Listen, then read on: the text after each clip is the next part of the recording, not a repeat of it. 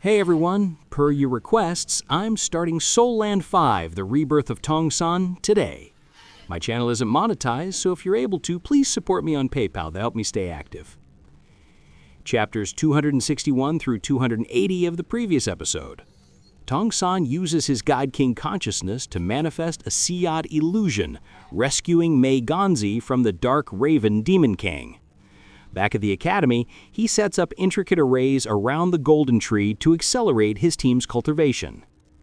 After forging the Sky Shatterer hammer to purify his spiritual power, Tang achieves a major breakthrough to the 7th order of the mysterious Heaven technique, successfully integrating the elite Peacock transformation.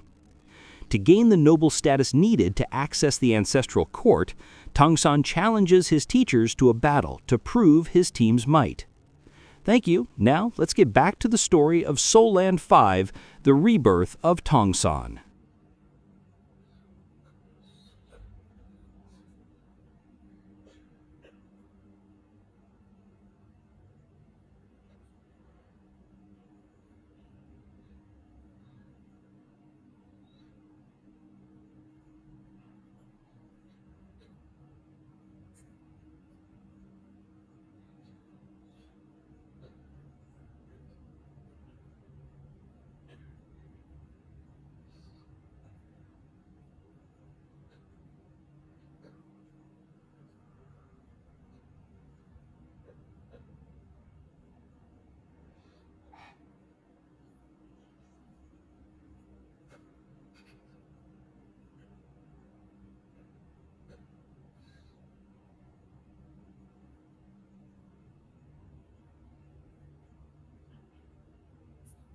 Guanlongjiang stood at the forefront, and his form suddenly gained an odd sense of fluidity.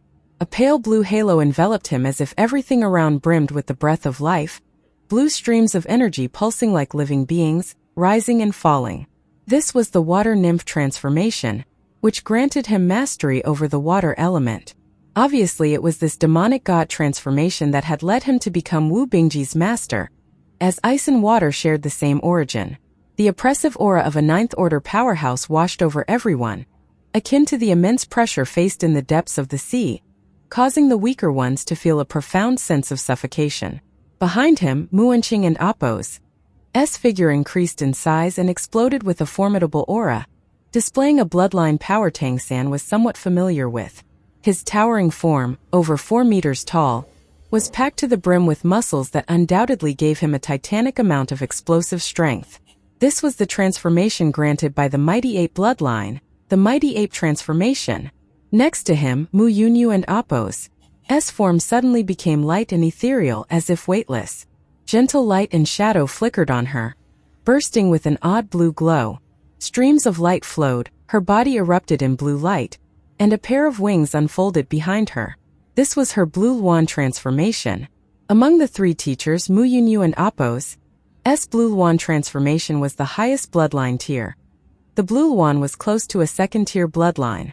However, due to the dilution of Mu Yunyu and Appo's bloodline, her advancement had somewhat slowed down now. The aura erupting from the 3 teachers was simply formidable. With one of them at the 9th order and 2 at the 8th, their powerful presence instantly diminished Tang and Appo's team morale. However, it was completely a different sight to the students of the Redemption Society. After the 4 senior brothers unleashed the demonic god transformation, they could withstand this intense pressure and stand their ground against the teachers, which was nothing short of astonishing. Keep in mind these were teachers. What level of cultivation did the 4 senior brothers possess? The icy blue light around Wu Bingji suddenly solidified. In the next instant, he raised his right hand and pointed at Guanlongjiang. As students, taking the initiative to attack was a sign of respect for their teachers. A speck of icy blue light shot out instantly toward Guanlongjiang, manifesting as an icicle. This one was significantly larger compared to the icicles Wu Bingji normally formed during his cultivation. Guanlongjiang snorted coldly, and with a sweep of his right hand, a column of water burst forth, rushing toward Wu Bingji and the other 3.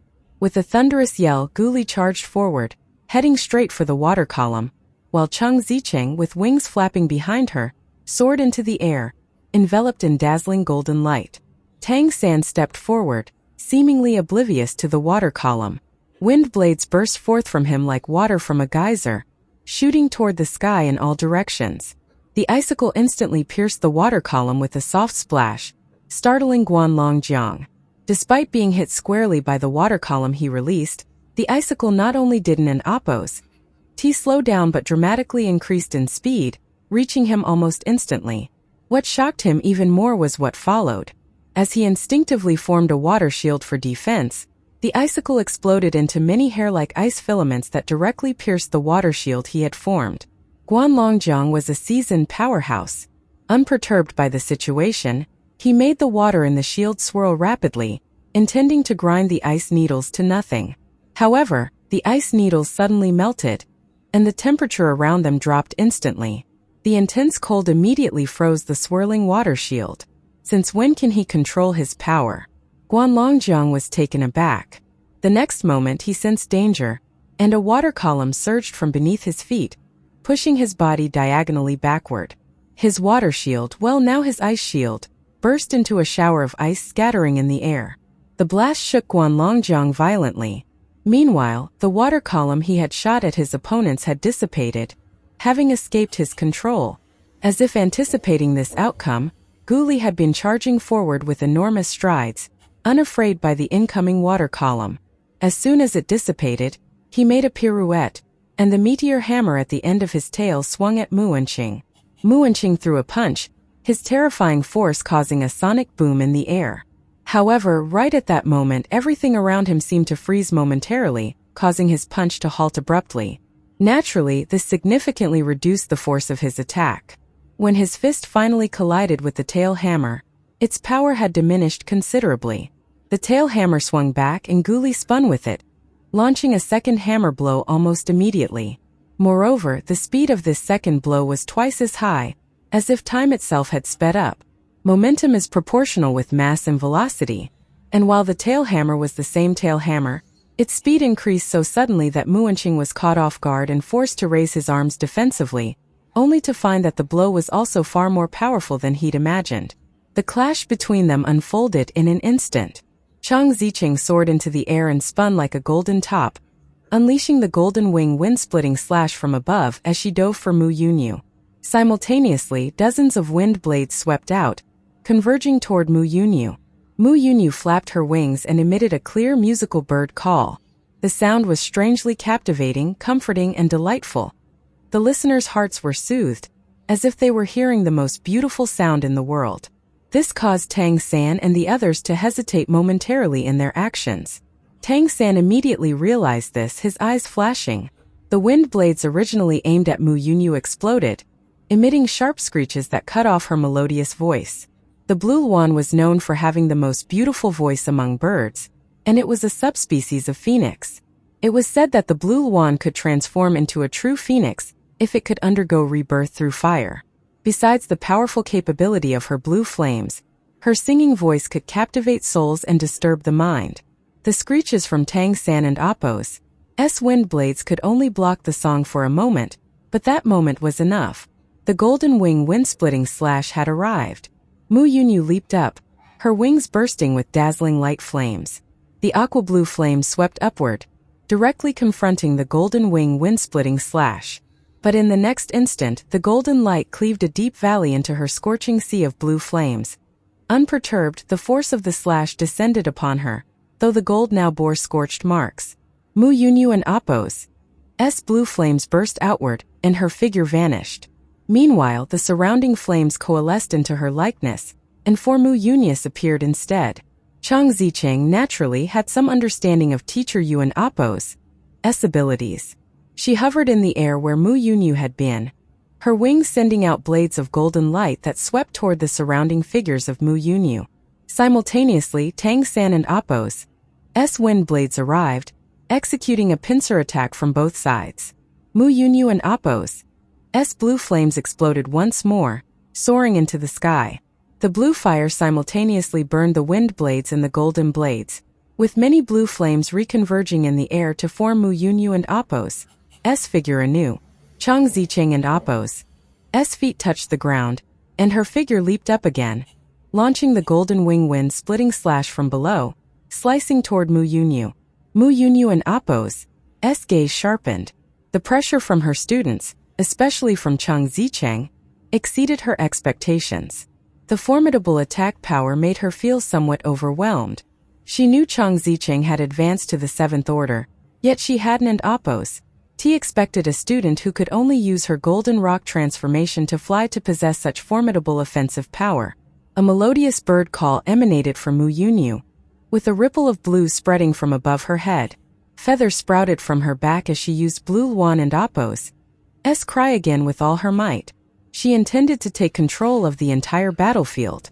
However, the pleasant bird call ceased almost as soon as it had begun. 2 streaks of purple-gold light appeared within Mu Yunyu and Appo's field of view. The overpowering aura of purple and gold filled her vision instantly, as if a heavy hammer had struck her sea of consciousness. Her body violently trembled, and her melodious voice was stuck in her throat. She faltered. The blue flames around her body disintegrated, and even her demonic god transformation became unstable. Siru's eyes widened instantly. He saw the 2 beams of purple-gold light, over a foot long, bursting from Tang San's eyes. Such tremendous spiritual power! The golden wing wind splitting slash had already reached Mu Yunyu.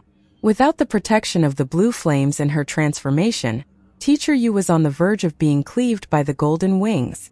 However, Chang Zicheng's figure spun and transformed. With a flap of her wings, she lightly sidestepped Mu Yunyu in a flash of golden light. The next moment, she was behind Mu Yunyu, wrapping her arms around the teacher. Then, with a twist of her waist, she flung Mu Yunyu, who was still trying to get herself together, toward Zhang Haoshuan. Simultaneously, the large number of wind blades that Tang San had conjured for the 2nd time had already found their target in Muanqing. Although Muanqing was engaged in battle with Guli, he kept an eye on the overall situation. When the cry of the Blue Luan rang out, he thought the battle was already decided. However, in the next instant, the tide of battle shifted unexpectedly. It wasn't an Appo's that he didn't an Appo's want to rescue her. It was simply that Guli was too formidable an opponent. His disorder wind-splitting hammer made each swing of his tail hammer heavier than the last. Moreover, the 6th order Chrono Croc transformation was quite a piece of work. With the flow of time speeding up and slowing down unpredictably, he was really struggling to cope. Muanqing and Appo's mighty ape transformation felt utterly ineffective, as he had the strength but couldn't and Appo's to utilize it. He was forced to rely solely on his superior defense to withstand Guli and Appo's relentless assault. He knew that Guli and Appo's tactic of using Chrono Croc transformation combined with continuous attacks was based on a temporary burst of power that couldn't and Appo's last for too long. However, within this brief window, Mu Yunyu had already been removed from the battlefield. On the other hand, Guanlongjiang was even more shocked. The reason was simple. Facing the disciple he had personally trained, he was being overwhelmed. Yes, Wu Bingji was not just entangling Guanlongjiang but suppressing him. Icicles, it was the icicles. Those bizarre and random icicles that randomly accelerated in midair, exploded, shattered into shards that could penetrate anything, and most importantly, could be launched as a soul-chasing cluster ball. Those icicles made the difference. Moreover, the ice attribute ultimately overcame the water attribute at this time. Whenever Guanlongjiang attempted a counterattack, Wu Bingji's icicles would freeze his attacks, at least partially. Then came Ice Explosion. Setting aside whether the ice explosion could injure him, the fact that it disrupted Guanlongjiang and Appo's offensive rhythm was incredibly irritating for him. Amid the successive ice explosions and the icicles capable of piercing even his 9th order defense, Guanlongjiang felt utterly flustered. The swift defeat of Mu Yunyu made Guanlongjiang and Appo's heart sink, and for the first time, he started harboring the thought that he might lose. And in the next instant, that thought became a reality. Guli and Appo's burst of power lasted longer than Mu Anqing had anticipated. A year of practicing the disorder wind-splitting hammer in combination with his Chrono Croc transformation had significantly improved his strength. Although he had not yet broken through to the 7th tier, Guli could now fully unleash the power of his 2nd-tier bloodline. Furthermore, wind blades were coming from all directions and the golden wing wind splitting slash from behind. The wind blades from Tang San and the golden wing wind splitting slash from Chang Zicheng were formidable abilities capable of breaking through all defenses. Muanqing couldn't and oppose. T hold out long under such a siege.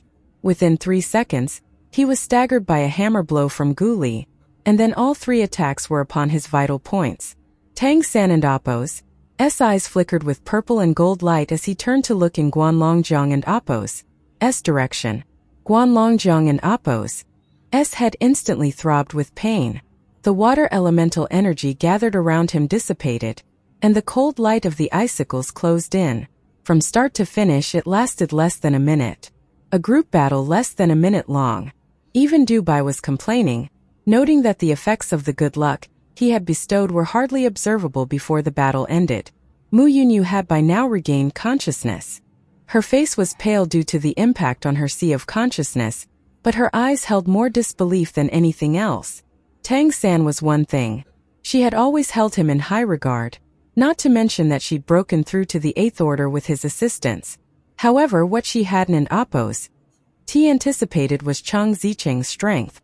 Despite being an order higher in power, she wasn't sure she could win against this student one-on-one if it came down to a fight. The explosive power of Chang Zicheng's golden wing wind splitting slash posed a significant threat to her. Muanqing, looking surprised, gave Gu Li a thumbs up. Not bad. Your tail hammer is impressive, and it makes up for the weaknesses of your Chrono Croc transformation. You and Oppo's made significant progress. Gu Li, with a grin, scratched his head. After more than a year of effort, he was truly seeing the fruits of his labor. Guanlongjiang and Oppo's face darkened as a confident, ill-reputed middle-aged man approached him. Oh, my teacher Guan. What happened? You look as if life slapped you down. Get lost. Guanlongjiang shoved Zhang Haoshuan away and turned to leave. He had indeed lost, and he needed a moment to calm down. The most concerning fact was that it wasn't a team that had defeated them. No, Tang San and his teammates hadn't coordinated to any spectacular level. Their tactics were as simple as they could be. The real reason for their defeat was that he and Muanqing were simply overwhelmed. Yes, they were suppressed for that brief period, giving Tang San and Chang Zicheng a 2-on-1 advantage. Even worse, in this battle, Tang San hadn't demonstrated much of his physical strength or bloodline abilities. Instead, he had simply relied on his overwhelmingly powerful spiritual force, surpassing that of the 3 teachers, to crush them, securing victory quickly. The cooperation on both sides of the battle wasn't all that significant. For the most part, it was a contest of brute strength. At first glance, Tang San's side appeared to win because it had more people. But was this really so? In a one-on-one scenario, could Guanlongjiang defeat Wu Bingji? If he were to be honest with himself, he didn't know. They had complementary attributes, and in this fight, his disciple's finesse actually seemed to surpass his. No one knew how long Gu Li could last in a head-on fight, but they all knew his demonic god transformation, Chrono Croc, was by no means the king of direct combat. The fact that he could hold off the teacher, Muanqing, even with a bloodline disadvantage, proved a lot. What Tang San deployed seemed to be just ordinary wind blades, with no trace of any extraordinary control over the wind element. However, the teachers knew that Tang San had taught Wu Bingji some aspects regarding control over the ice element. So what about Tang San himself? Had he grown complacent and regressed? Impossible. If that was the case, what about his peak 9th tier spiritual power and the ability to launch direct attacks at the opponent's spirit? Both Mu Yunyu and Guanlongjiang had a powerful sea of consciousness, one owing to her spiritual abilities, and one to being a 9th tier powerhouse. Yet neither could withstand the impact of his spiritual attack. The strength of these young ones was no longer as they remembered. Everything about them now demanded a fresh perspective. Let him be. It and Oppo's. It's just hard to accept for the moment, Zhang Haoshuan said, holding back his laughter. Siru looked at him, his eyelid twitching. You and Oppo's too damn wicked.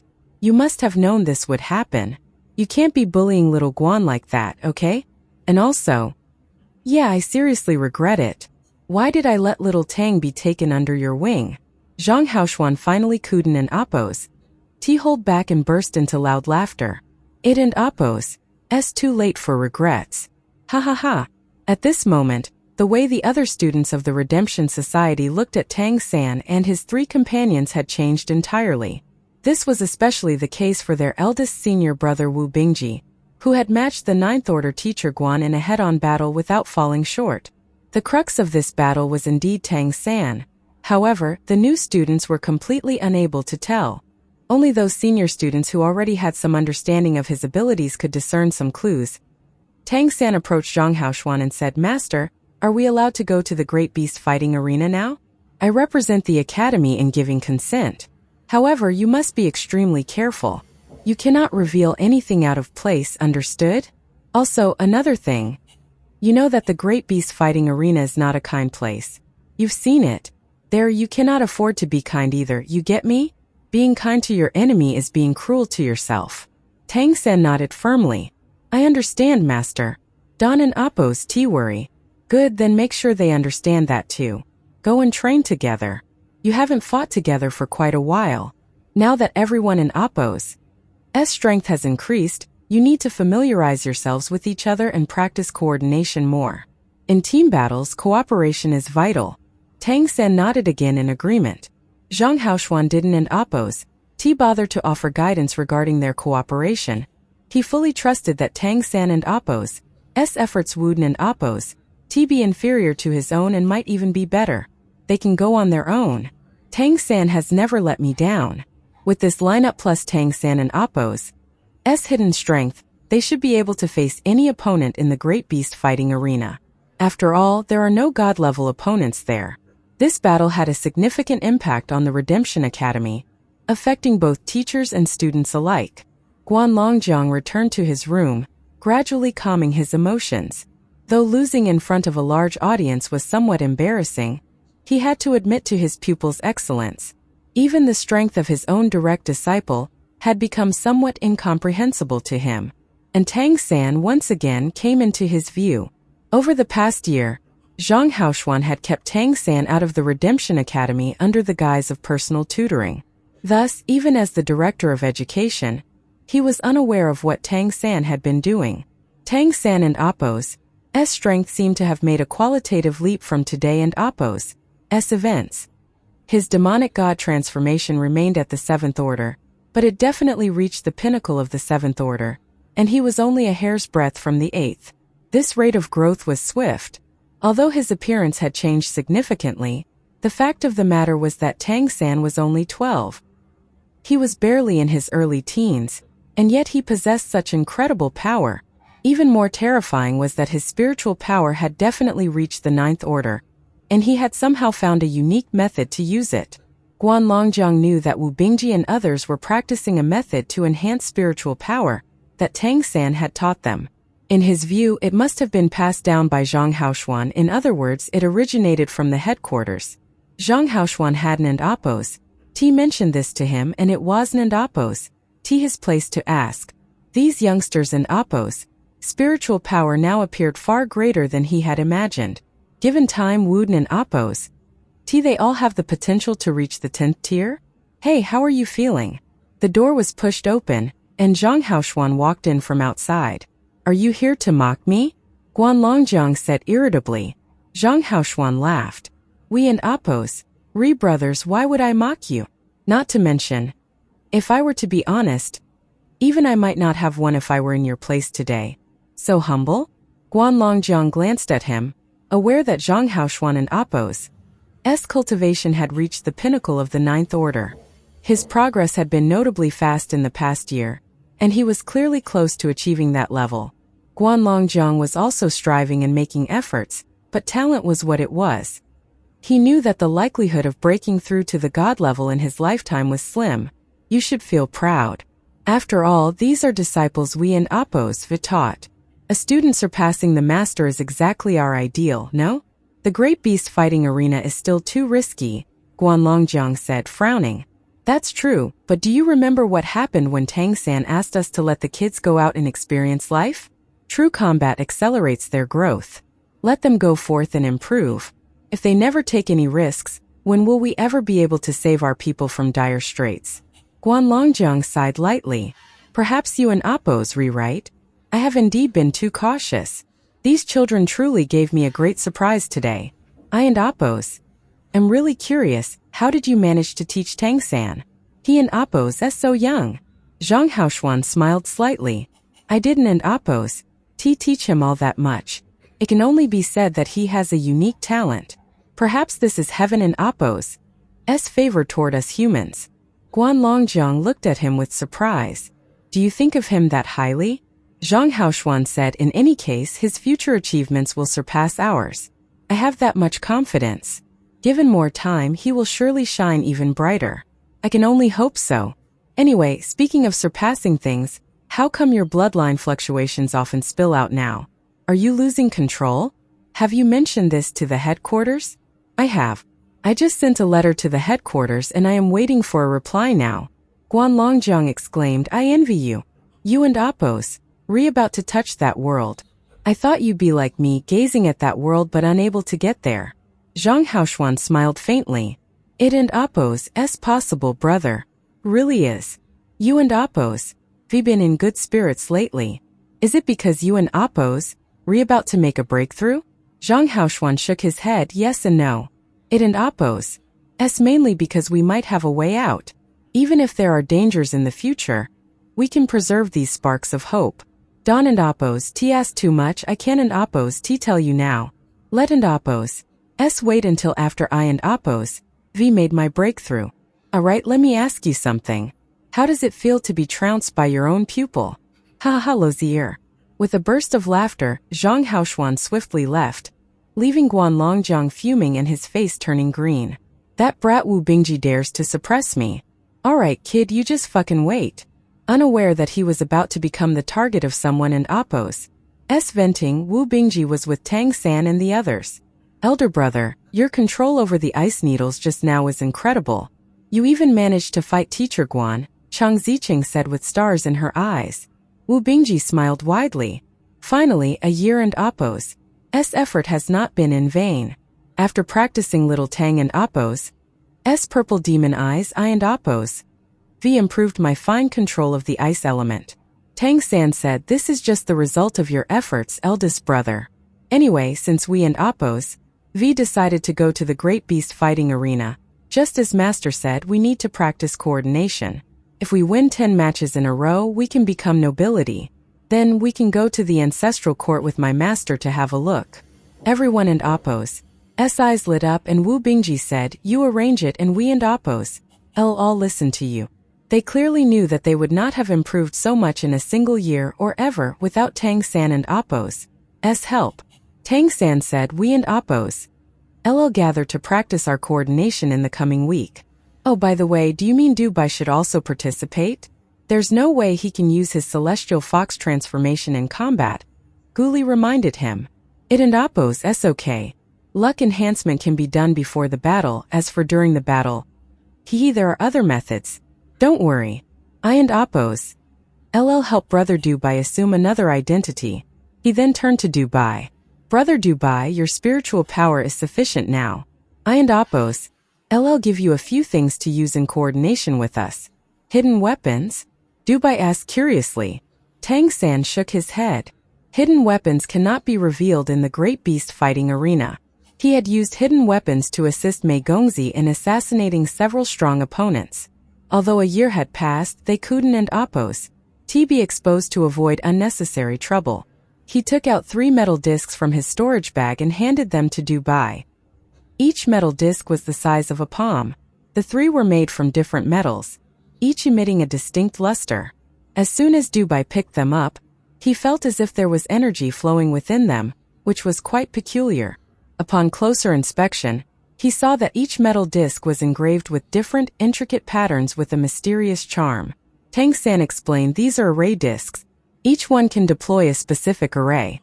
So, in battle you can use these discs to deploy arrays and from the rear. However, you must conceal the discs and make sure nobody sees them during the deployment. To everyone else it should appear like you and Appos' an array master who can directly cast arrays. Do you understand what I mean? I and Appos' heard of array discs before. I think our teachers mentioned that someone created a very precious spirit summoning array disc that was small enough to carry, and could generate a spirit summoning array to aid in cultivation. They said it was pretty amazing but also incredibly expensive. Tang San did not elaborate but smiled and said, These three are different. A master of arrays made them, and their effects are even more profound. Brother Dubai, I will explain how to use them later. For now, let and Oppos practice some tactics. Based on our individual demonic god transformation traits, we can cooperate in many ways. If we can work together properly, this is not going to be a problem. At that moment, Tang San started demonstrating methods of cooperation to everyone. Even in his previous life, this was his forte. This was what he used throughout his life until he became truly powerful. This was also the reason he had confidence in team battles. Obtaining the noble status was crucial, as the class system in the demon continent was very strict, and being of a higher class made many things easier to handle. Everything Tang San was doing now was for two reasons: to enhance his companions and Oppo's strength, and to prepare himself for a breakthrough to the god level. Whether it was helping Zhang Haoshuan make a breakthrough or heading to the ancestral court, it was all to seek opportunities for this. Everyone had made significant progress, and their demonic god transformations had improved along with their strength. Even with the changes in their abilities, they quickly harmonized with each other after a bit of practice. After all, they had fought together before, so it was not difficult for Tang San to put together some tactics and have everyone execute them. Dubai began using the array discs. Although he was a beginner, the devices were just too simple and suitable for him. They were activated by bloodline power and then controlled with spiritual power. Due to the consumption of various treasure plants, along with the influence of his celestial fox bloodline, Dubai and Oppos' spiritual power had now reached the 9th order, making him no less potent than Wu Bingji in terms of spiritual power, even though he was 3 orders below in cultivation. Thus, controlling a few array discs was naturally easy for him. The celestial fox transformation and Oppos' fortune enhancement and the array discs and Oppos' power proved quite effective. It took only 3 days for him to master it, especially with Tang San directing from the center. Wu Bingji became the team and Oppos' spearhead. Tang San handled long-range attacks, while aerial assaults were naturally Chang Zicheng and Oppos' responsibility. Guli supported Wu Bingji, and their offense was improved by control. 1. For their team, control was the most vital asset. Time manipulation, fortune enhancement, array discs, and Wu Bingji's ice abilities could all exert considerable control. Not to mention Tang San and Oppos' hidden abilities. Another characteristic was their spiritual power, which generally exceeded their cultivation level. This was a key factor in their victory over Guanlongjiang and the other 2 teachers. With mighty spiritual power as their support, they could unleash 120% of their strength. For instance, it wasn't just Tang San who could use the purple demon eyes. The other 4 could as well, though their power varied. Dubai was the strongest in this regard aside from Tang San, and this ability also served as his most crucial means of self-preservation. Guanlongjiang didn't and Oppos' sulk for long. While Tang San and the others were harmonizing their techniques, he watched from the sidelines, observing the true capabilities of these children. The matter of the array discs was not hidden from him. Tang San and Oppos' explanation was simple. He had gotten them from his master. Where had the mayor gotten them? He didn't and Oppos' know. Blaming things on his master was undoubtedly the best approach. Guanlongjiang had gone specifically to look for Zhang Haoshuan, but he couldn't and Oppos' find him and didn't and Oppos' know where he had gone. Naturally, Zhang Haoshuan had gone to the Golden Valley to absorb life energy and prepare for his breakthrough. A sufficiently powerful life force would play a crucial role during his breakthrough. After practicing until dusk, Wu Bingji asked Tang San, "Are we almost ready?" Tang San nodded and said, "We and Oppos' pretty much set. Let an Oppos' register for the competition tomorrow. We and Oppos' stay in the city during the competition to avoid unnecessary trouble." Okay. Wu Bingji nodded. He understood Tang San and Oppos' point. Once they won a team battle, they would surely attract attention from all quarters. Returning to Redemption Academy daily could quickly bring trouble. Let and Oppos' rest I and Oppos' exhausted. Dubai flopped down on the ground, wiping non-existent sweat from his forehead. Guli snorted. "You were just standing there. What an Oppos' there to be tired about?" He had an Oppos' mentally exhausting. Dubai chuckled. As the brain of the entire team, Can you imagine how much spiritual power I and Appos used? Do you even understand the concept of shame? You call yourself the brain with that face? I and Appos. D say you and Appos. Re more like the dandruff Chang Zicheng mercilessly teased. Even if I and Appos. M dandruff I and Appos. M Tang San and Appos, S dandruff. Right, little Tang? Why am I not a girl? If I were, I and Appos, D definitely pursue little Tang and become his wife. Seeing Tang San and Appos, S face darkened, Dubai quickly scrambled up and ran off, laughing loudly. Guli nudged Tang San. Be careful, okay? You and Appos re still young. Don and Appos. T let him influence you to change your preferences. Shut up, Tang San said, pushing him away irritably. Let and Appos S rest. We and Appos, LL register tomorrow. The following day, the five gathered again with their bags packed and met teacher Guan just before they left. Guan Longjiang looked at the five, especially his pupil Wu Bingji, with unconcealable worry and deep reluctance. Have you thought this through? It and Appos. S not too late to back out, Guan Longjiang said gravely. All five nodded almost simultaneously. Wu Bingji said, Don and Appos, T worry master. We will secure victory as soon as possible and then return. Trust us, we are confident. A fledgling must jump off the tree if it wants to learn how to fly. Consider this an important test for us. Yeah, you'll jump off the tree and right into the tiger's mouth. You must understand this. If you lose, the price is your life, said Guan Longjiang. He had witnessed team battles in the arena before, and he was well aware that they were almost without exception fatal for the losers. Anyone daring to participate in a team battle was a desperado.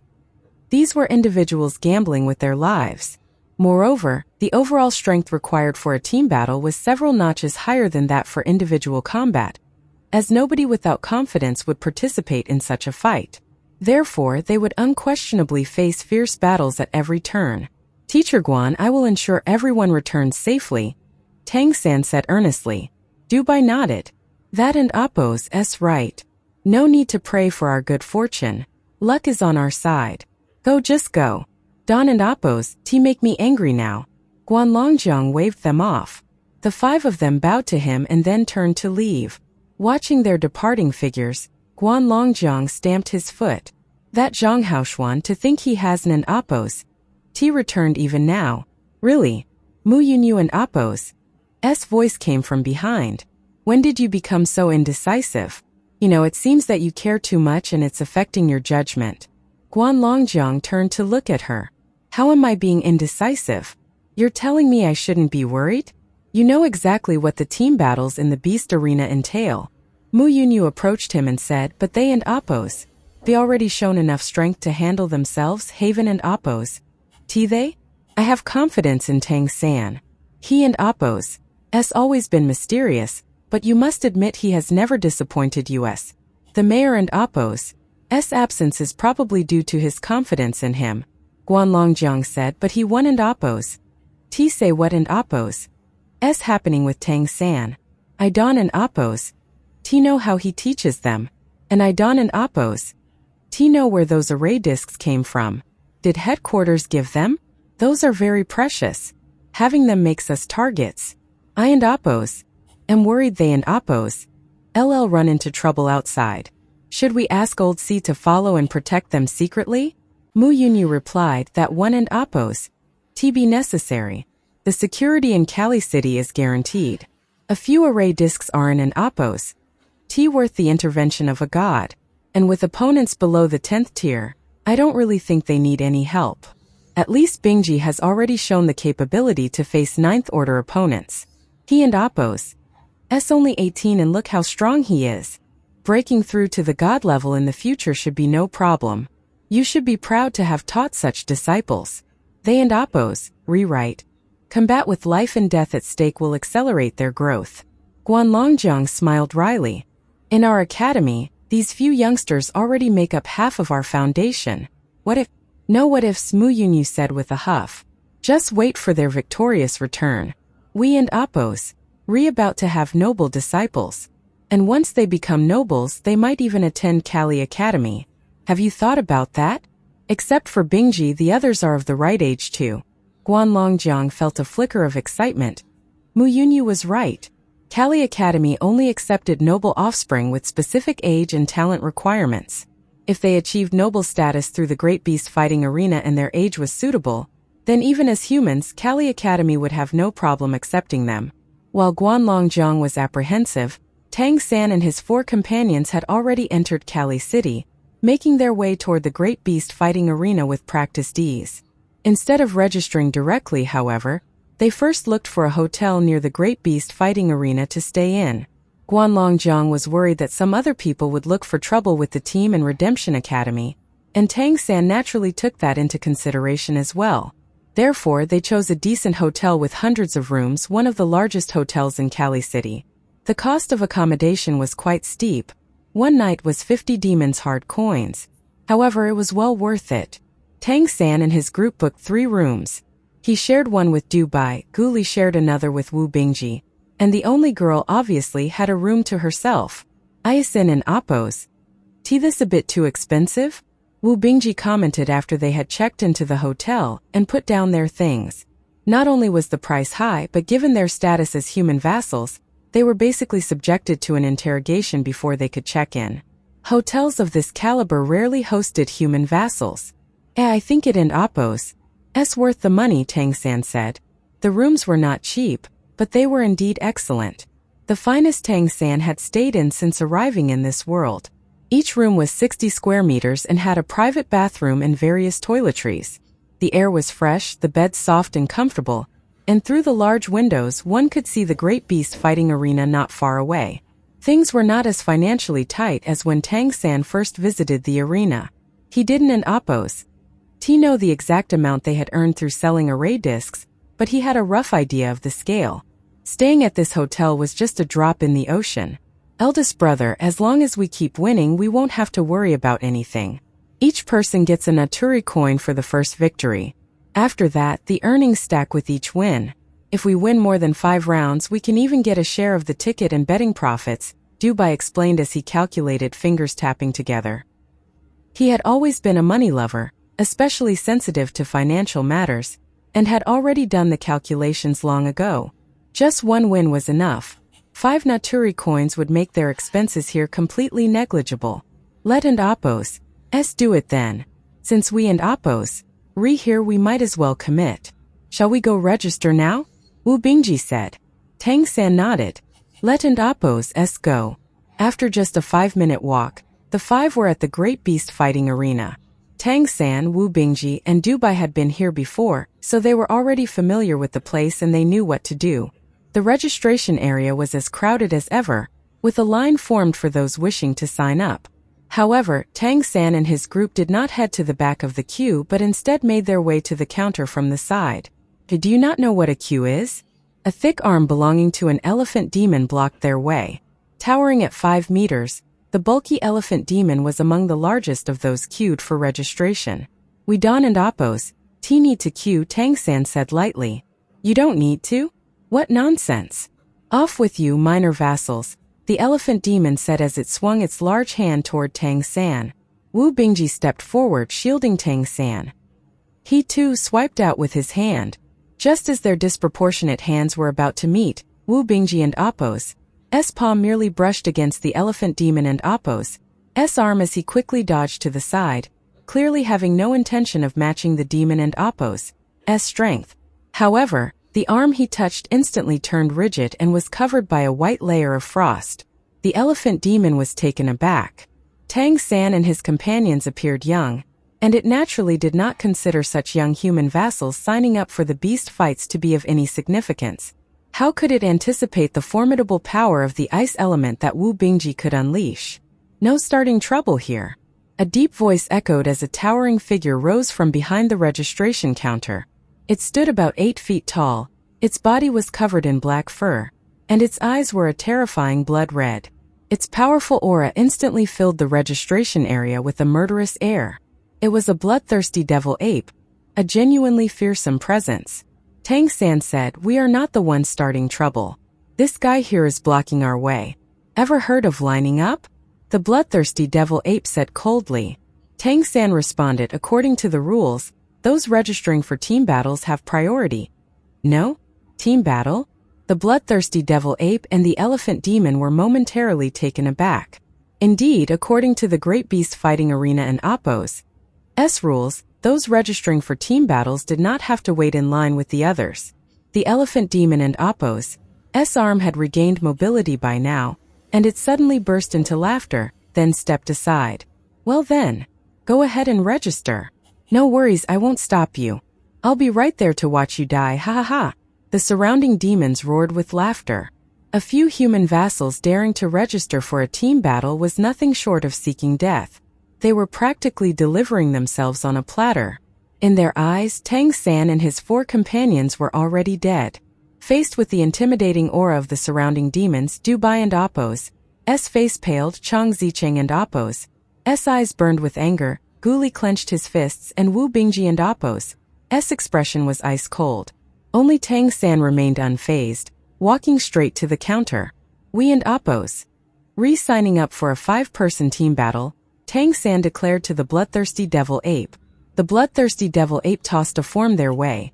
Fill out the registration form. Once you and Appos' signed up, you have to compete in at least 3 matches before you can withdraw. Otherwise, you will be executed. Do you understand? These are the rules. Understood. Tang San took the form and started filling it out. When he reached the section for the team and Appos' name, he paused slightly, as if reminiscing something before finally writing down a name. Even Wu Bingji and the others were puzzled by the name he wrote, and they couldn't help but notice that Tang San himself also had a strange expression on his face. Dubai Kuden and Appos' help but ask Shrek Squad? Little Tang, what does that mean? Tang San smiled faintly and replied, it means in Appos', invincible, and Appos', it's an ancient term. Indeed, in his heart, Shrek symbolized being invincible. Invincible, ha ha ha. The elephant demon burst into laughter once more. You sure you don't mean imbecile? Ha ha ha ha, boy. I'd really like to meet someone like you in the arena. Tang San handed the filled-out form to the bloodthirsty devil ape, then turned and stepped toward the elephant demon. The elephant demon was taken aback for a moment, looking down at Tang San, who was not even the size of its leg, and said in a booming voice, What? Kid, you want to fight? Tang San shook his head and said, What in Appos'?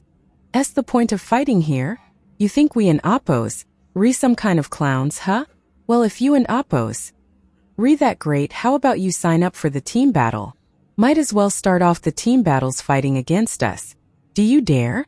As soon as these words were spoken, the demons laughing loudly suddenly fell silent, their gazes unanimously turning toward the elephant demon. The elephant demon hesitated for a moment, not agreeing immediately. It wasn't necessarily that it didn't dare to face Tang San and his 4 companions, but according to the rules of the team battle, those who signed up had to fight at least 3 matches. A few human vassals were not much of a concern, but as everyone knew, those daring enough to sign up for the Great Beast Fighting Arena and Appos' team battles were incredibly fierce. Much less had to be said about those who survived a match or 2. In other words, the potentially deadly opponents it might face in the following 2 matches concerned it.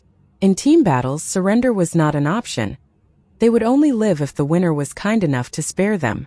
Unfortunately, that was almost unheard of. Tang San and Appos' challenge had frozen it in its tracks. After all, no one wanted to go to certain death. Even the most belligerent demons felt the same. Tang San, however, had no intention of letting it go. Oh, so you don't dare. Pathetic. We may be weak human vassals, true.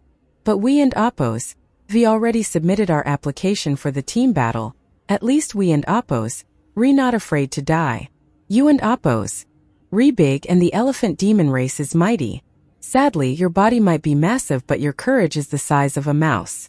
Maybe you're not really from the elephant race, and you're actually an oversized mouse demon? To think you consider yourself qualified to face us in the arena, PFF. Damn you, go and die. Enraged and humiliated, the elephant demon threw a punch at Tang San.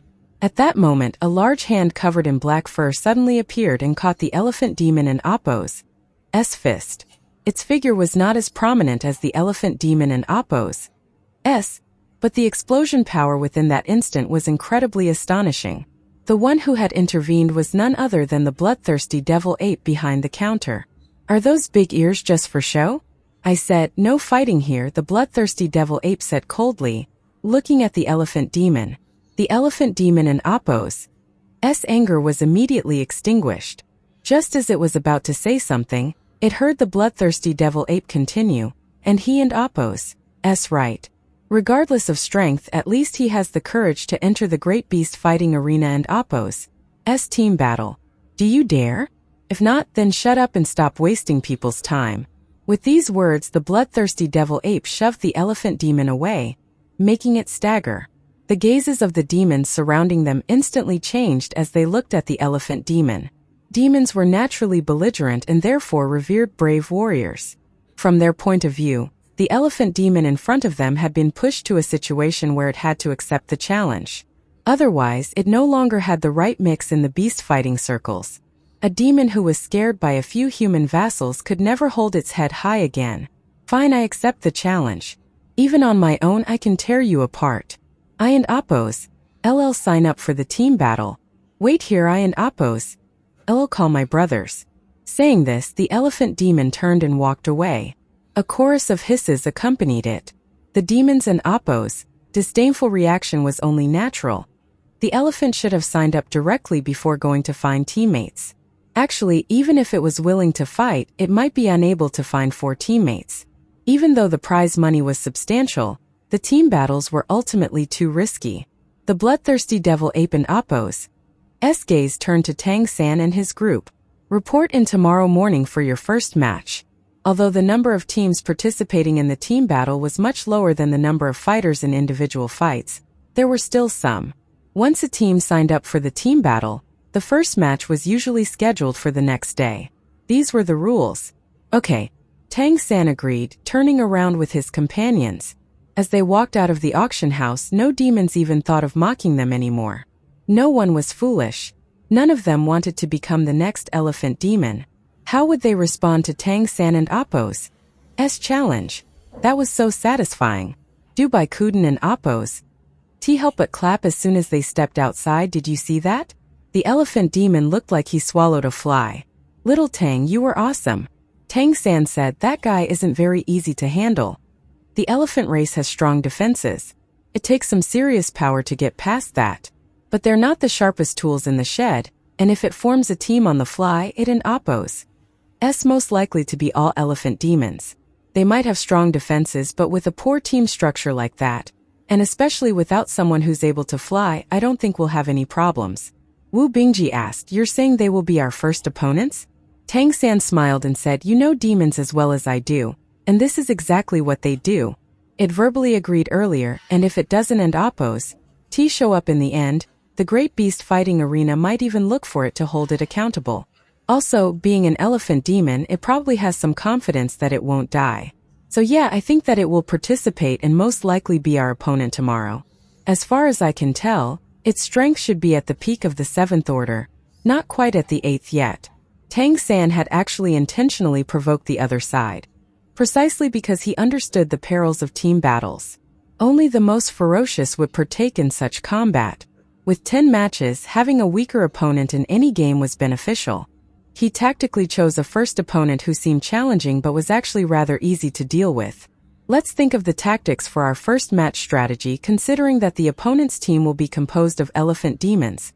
Tang San said confidently. Breaking through their defense, one and Appo's easy, Guli said, somewhat worried. Tang San smiled. That will depend on our eldest senior brother. Wu Bingji and Appo's eyes lit up, and he instantly understood Tang San and Appo's meaning. As long as you can create enough opportunities for me, it should be possible. Tang San nodded. There will be opportunities. Actual combat was crucial for his companions and Appo's training, especially in a life-or-death battle. Before arriving, he had decided to minimize his involvement unless necessary. One reason was not to reveal his strength, and the other was to allow his companions to grow faster through such training. The more they grew, the more he could grow. They planned to rest early at night to ensure they were in their best condition, so for now they would just go through their tactics, eat, and then relax. Although they had faced powerful demonic beasts in actual combat, that encounter had been accidental, and a teacher had appeared to help them. However, they could only rely on themselves in this team battle. In other words, this would be their first real life-or-death battle. It was impossible to say they weren't and oppose, nervous, except for Tang San of course. So despite going to bed early, when he woke up, Tang San saw Du Bai sitting on his bed with dark circles under his eyes. Little Tang, what should I do if I can and oppose sleep? Will it affect today and oppose match? Du Bai and oppose voice was slightly trembling. After all, he was still a teenager. Tang San stood up, walked over to him and patted his shoulder. With our level of cultivation, going without sleep for a day is nothing. Just follow the tactics and it'll be fine. He didn't and oppose bother to offer his teammate much reassurance. Du Bai had to face his own challenges, otherwise how could he expect to grow? As expected, apart from Wu Bingji, who seemed slightly better, Chang Zicheng and Gu Li looked rather pale, clearly having rested poorly during the night. Tang San smiled and said, let and oppose go have breakfast. After eating, we and oppose head out. Wu Bingji looked worriedly at the other three, but he hesitated to speak. He glanced at Tang San with a questioning look, but Tang San acted as if he hadn't and oppose noticed and headed straight for the dining hall. For the other four, breakfast felt like they were chewing wax. Only Tang San relished his meal. The hotel was high-end and indeed the food was quite a bit better than average. Though it couldn't and oppose compared to his previous life, it still was an improvement. After Tang San had his fill, he put down his utensils and looked at the other four. Do you all worry so much? Are you afraid of dying or failing? Gu Li scratched his head saying not really. But for some reason I and oppose am just a bit nervous. This is something we must go through. But one thing I must remind you of is that since we have already signed up, there is no turning back. We can only move forward and crush our opponents. Otherwise, there will be no future for us. The more you worry, the closer you are to death because it affects your state of mind. If you don and oppose, give it your all, you and oppose dead. In this life and death battle, there and oppose no choice but to fight with all you have.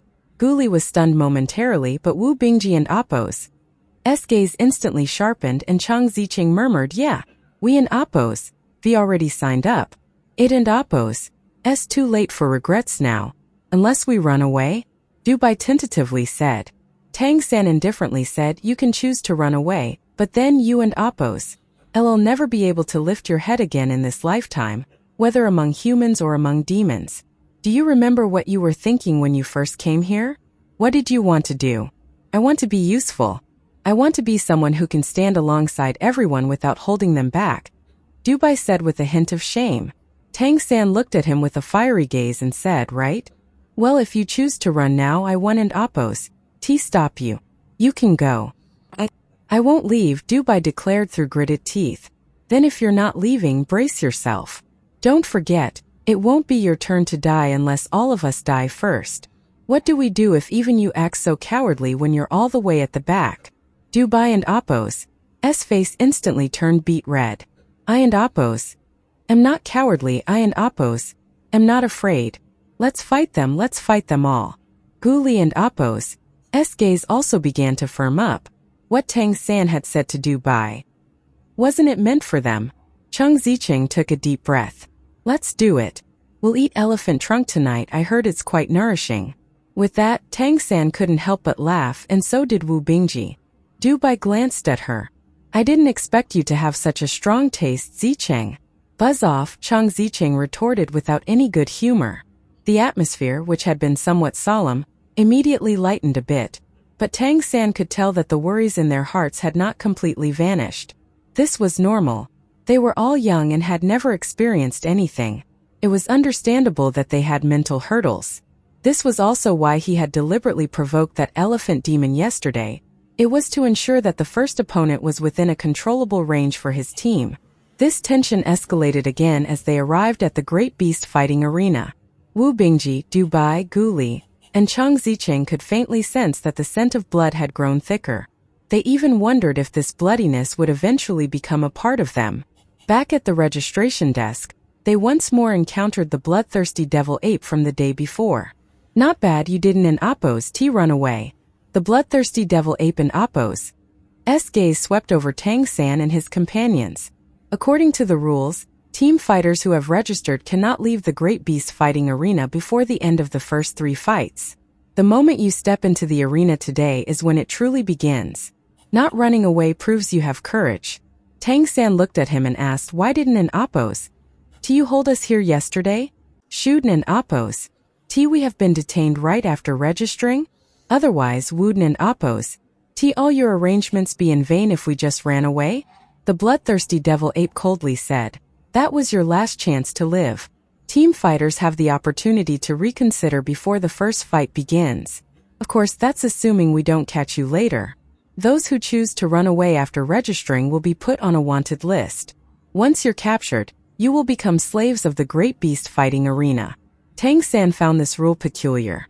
Is it an actual way out, or is it just the Great Beast fighting arena and Oppos' method of ensnaring slaves? "Follow me." The bloodthirsty devil ape said no more and turned to walk into the depths of the Great Beast fighting arena.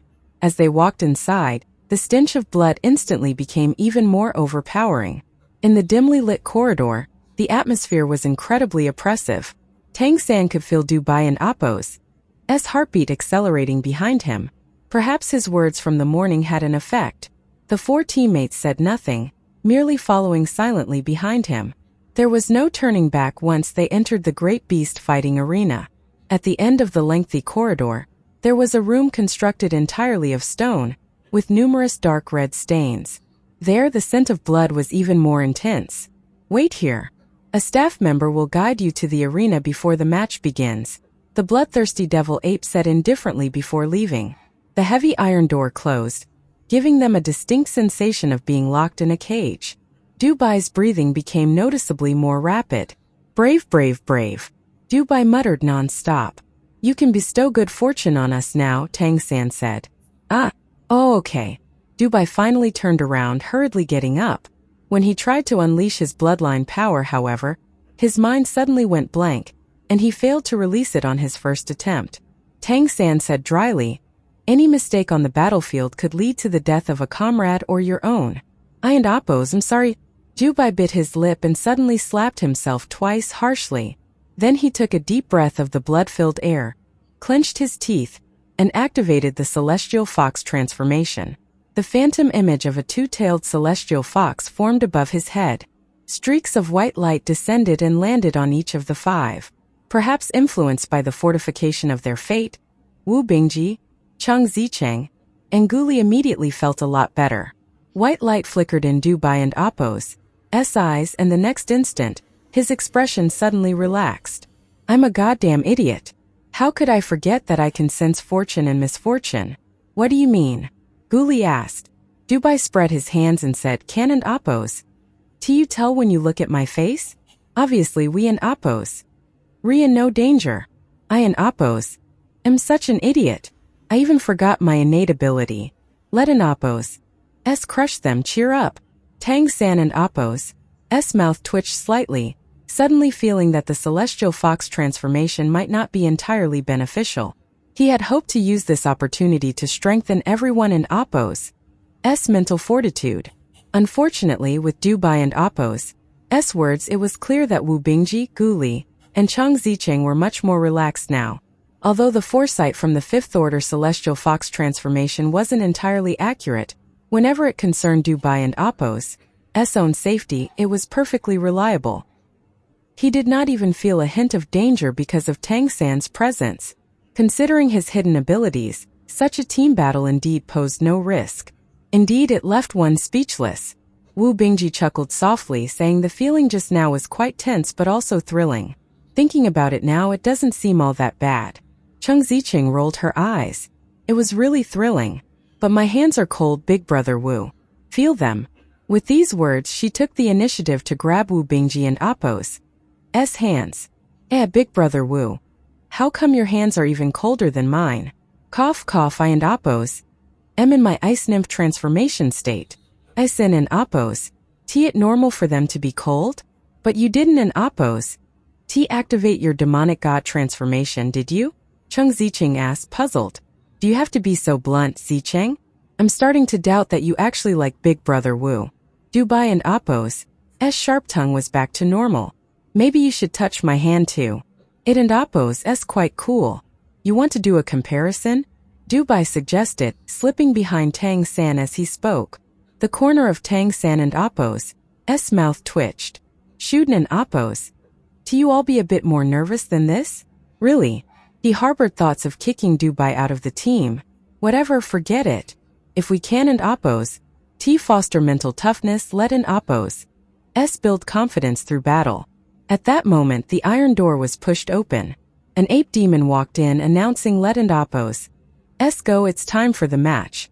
The next moment it noticed the smile still on the faces of Tang San and his 4 companions, and it couldn't and Oppo's. T helped but be surprised. Which team Wooden and Oppo's? T looked gloomy and stressed before their first group battle. Many failed to perform on the battlefield precisely because of this. Some were clearly stronger than their opponents, yet they ended up losing and dying because they got intimidated by their opponent and Oppo's S presence. Strength wasn't in Oppo's T the only factor determining victory in the great beast fighting arena. Mental fortitude, strength, tactics, skills, and determination were crucial. Here unfolded the bloodiest, most brutal, and most authentic battles. It was a place even more perilous than a battlefield. There was a chance to flee on a battlefield, but there was no turning back in the great beast fighting arena. But can one truly ensure safety through the judgment of fate? It and Oppo's S not entirely the case.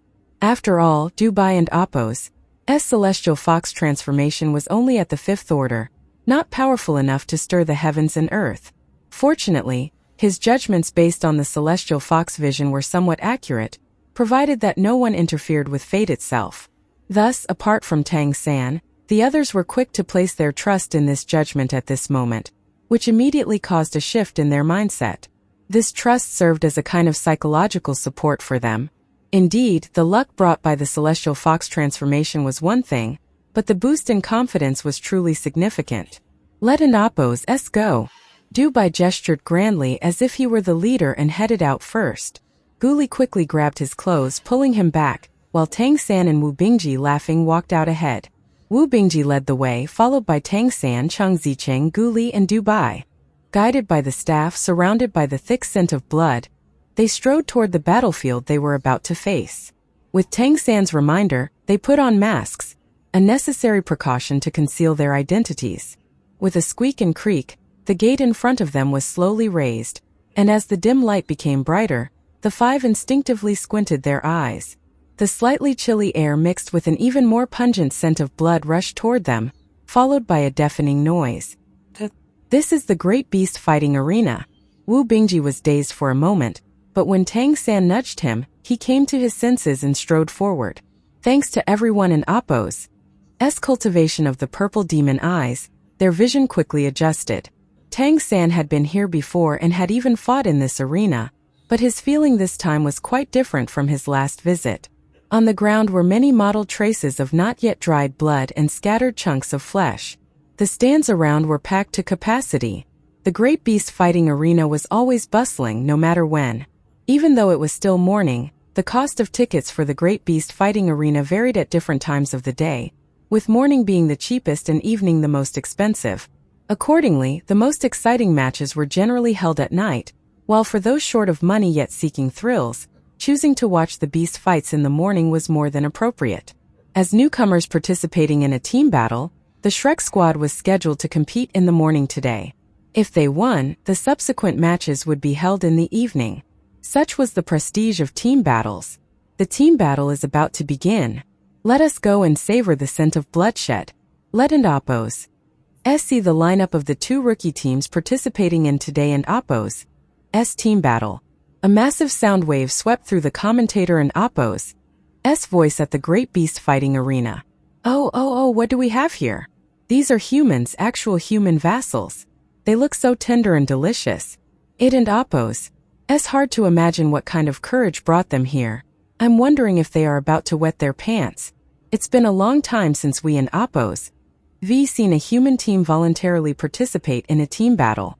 It looks like today in Oppo's S match will end quickly. Come on everyone, place your bets. How long will this match last? I think maybe just 1 minute will decide the outcome, ha ha ha. The betting in the Great Beast Fighting Arena was quite peculiar, but it was all for the sake of fairness and to prevent manipulation.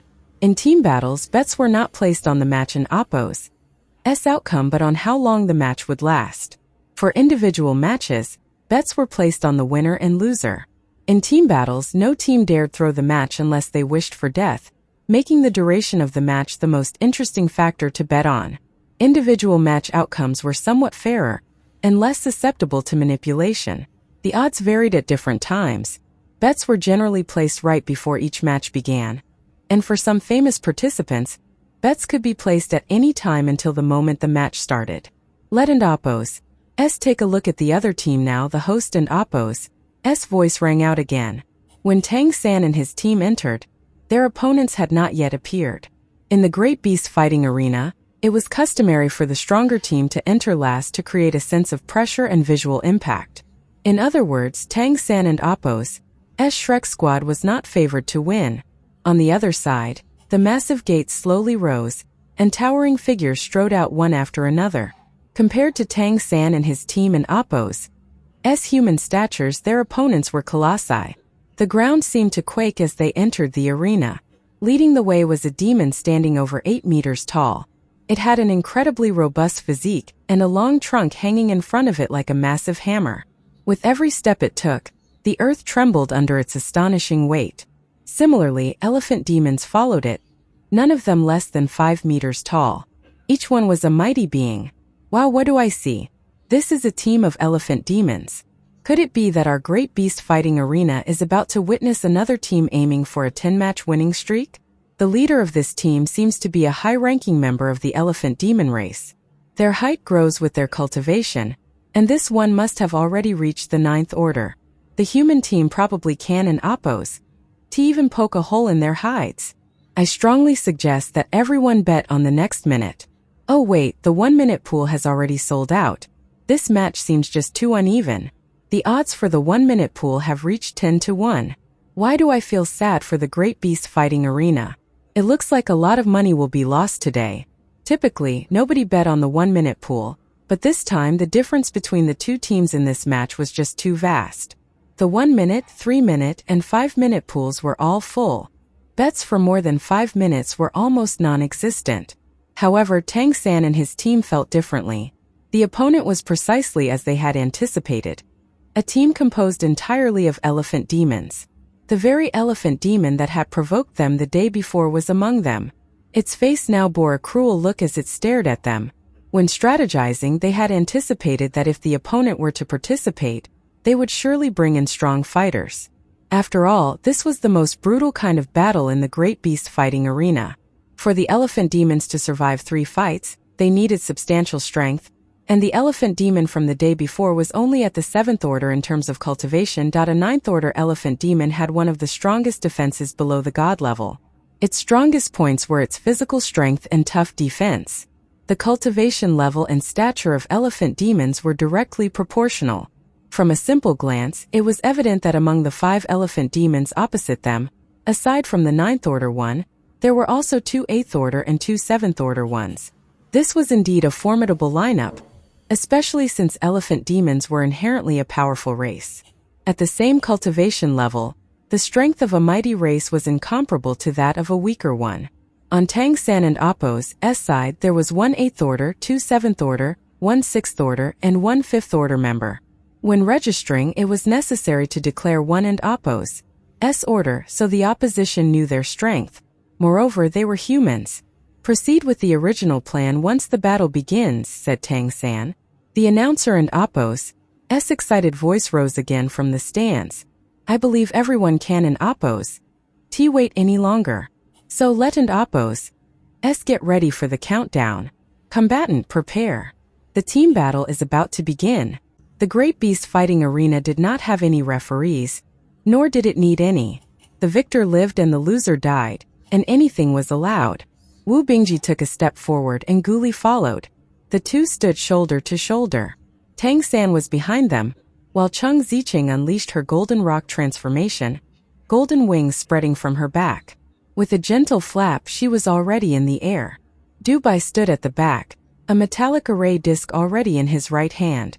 In the roar, the forms of the 5 elephant demons across from them swelled again, their skin turning to an iron-gray color, revealing a thick, calloused layer. Trunks whipping through the air shifted to all fours, taking on the massive form of colossal elephants, ready to charge at any moment. The match begins. And, countdown. With a loud shout from the stands, the brutal team battle of the Great Beast Fighting Arena finally commenced. The 5 elephant demons launched their attack almost simultaneously.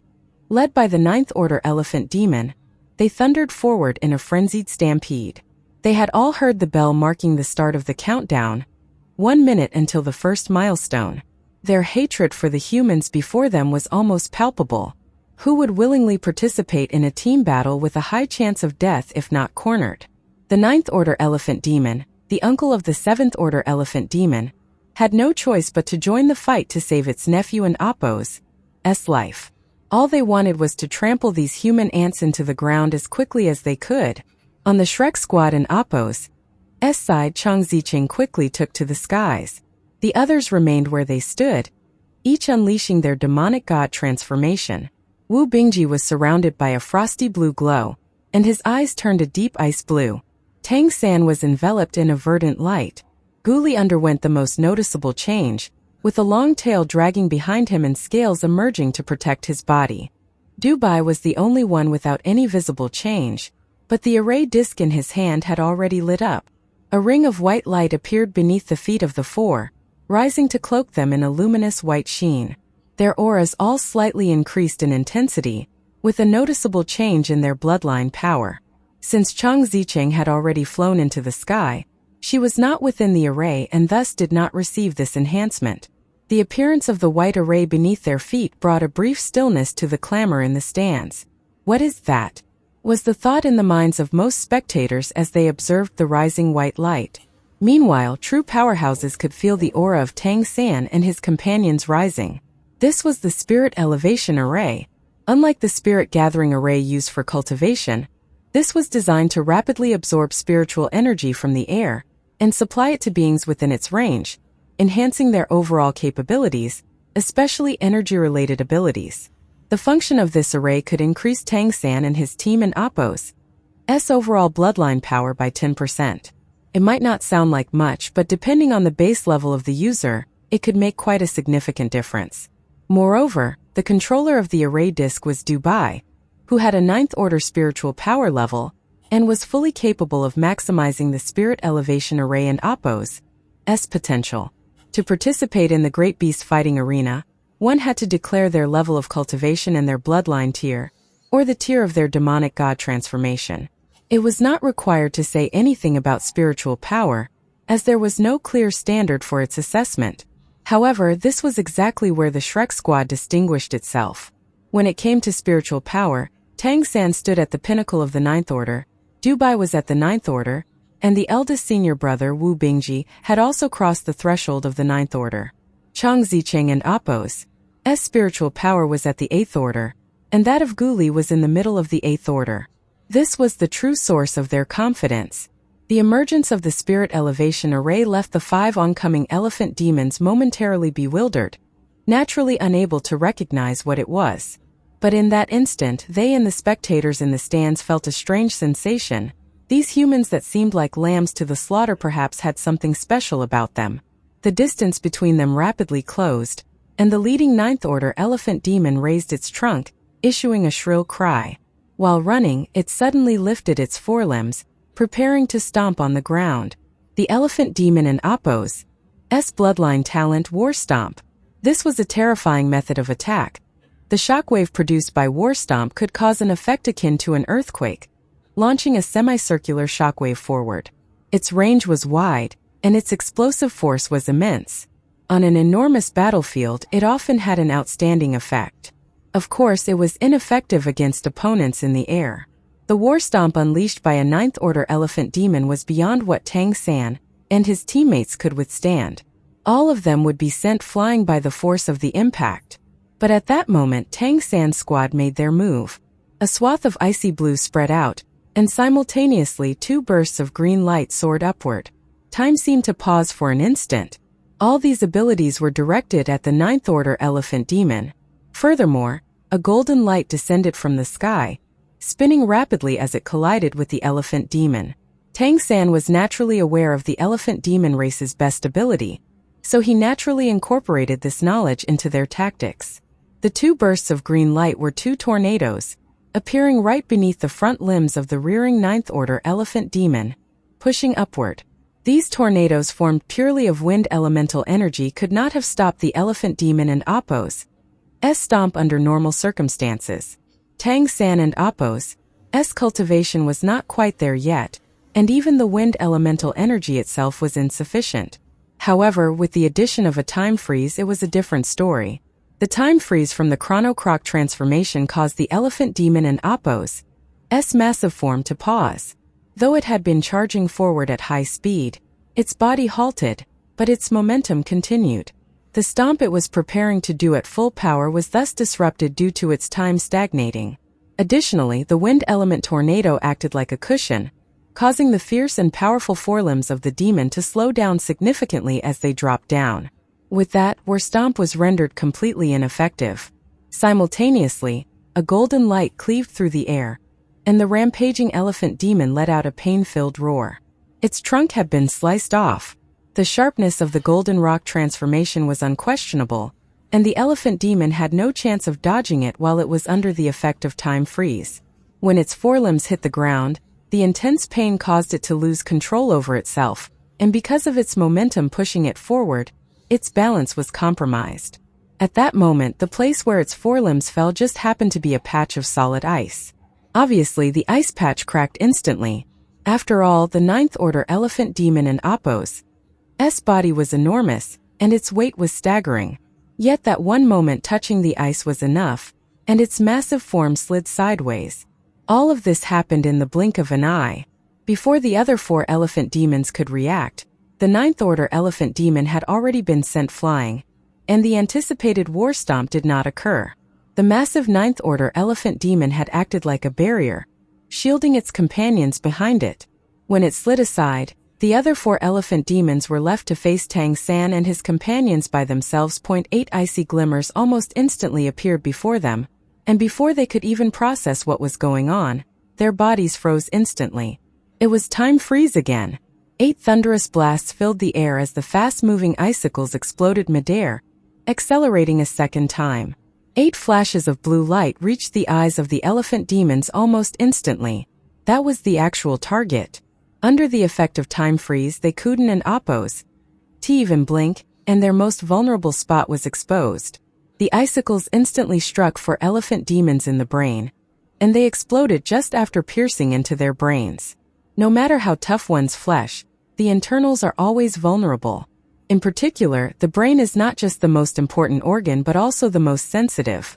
The 4 elephant demons instantly lost their balance, and in the next moment when time freeze ended, they simply rolled forward because of their momentum. Meanwhile, the Ninth Order elephant demon that had slid far away had not yet gotten up. 4 elephant demons dead. These were 2 8th Order and 2 7th Order elephant demons, known for their defensive power. At this moment, the arena was silent as a grave, and even Wu Bingji himself was somewhat stunned. Did I really do this? The icicles were condensed to the maximum and accelerated twice, but even he had not expected them to reach such a ridiculous level of power. Almost subconsciously, he turned to look at Tang San. Tang San had laid out the strategy to stop the first wave of attacks and target the elephant demons and Appo's eyes with icicles. Breaching the defenses of the elephant demon race with their abilities was no easy task. Yet, even the strongest defense has its flaws. The eyes are always vulnerable. Aran and Appo's they? The entire point of these condensed icicles was breaking through defenses. With the massive size of the elephant demons, evading Wu Bingji and Appo's high-speed icicles under the time control of the Chrono Croc transformation, and the luck enhancement of the Celestial Fox transformation was nearly impossible. Their seemingly invincible bodies were of no significance in Tang San and Appo's eyes. Chang Zicheng and Appo's role as she flew in the air was simply to put pressure on them, while the rail killers were Wu Bingji and Gu Li. However, this scene was truly shocking. As the 8 icicles did their job, 4 elephant demons instantly perished, their brains shattered before they could even let out a cry of agony. Wu Bingji had painstakingly practiced controlling the icicles for over a year. Under Tang San and Apos' guidance, he had been diligently cultivating, and his control over his spiritual power had been continuously improving. That day when he blocked Teacher Guan was just a trial. Today was the moment his icicles truly demonstrated their formidable power. Against Guan Longjiang, he had to hold back to avoid genuinely injuring his teacher. But there was no need for such restraint against these elephant demons. The icicles accelerated a second time and, coupled with ice explosion, instantly obliterated the opponents. Only now did Wu Bingji truly comprehend the terrifying nature of the ability Tang San had taught him.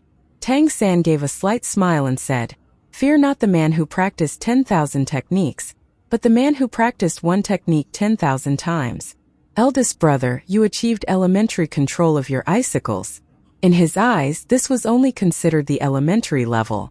Of course, this was the judgment of a god king.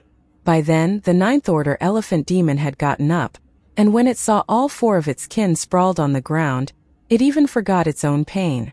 It was unable to believe its eyes. It hadn't and Apos even seen how its four companions had died. In that instant, what rose in the heart of the ninth order elephant demon was not rage but a thorough chill. What happened? What exactly happened?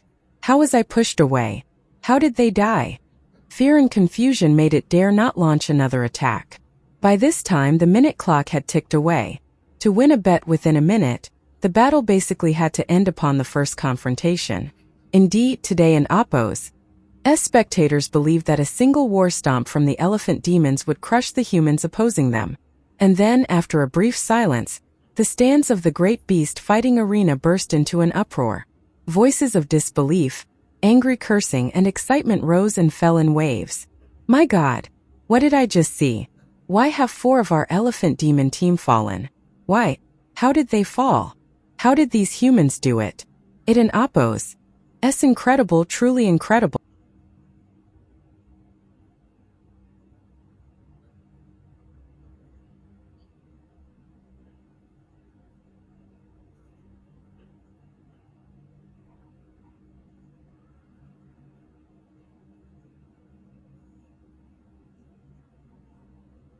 But just then, with a flash of golden light, the seemingly lethal shockwave hit nothing but air as Tang San and his companions vanished.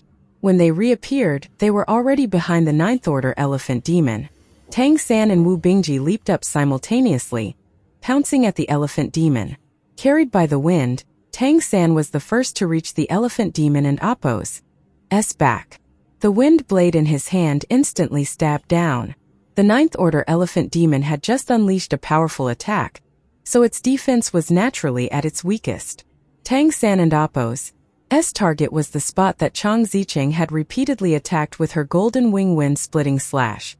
Meanwhile, Wu Bingji also leaped up, launching two icicles directly at the elephant demon and Apos' eyes. Simultaneously, Guli deployed Time Freeze, causing the elephant demon and Apos' body to stiffen. It barely managed to close its eyes in time. But how could its eyelids possibly withstand Wu Bingji and Apos' strike? The icicles penetrated and exploded, instantly shattering its eyeballs.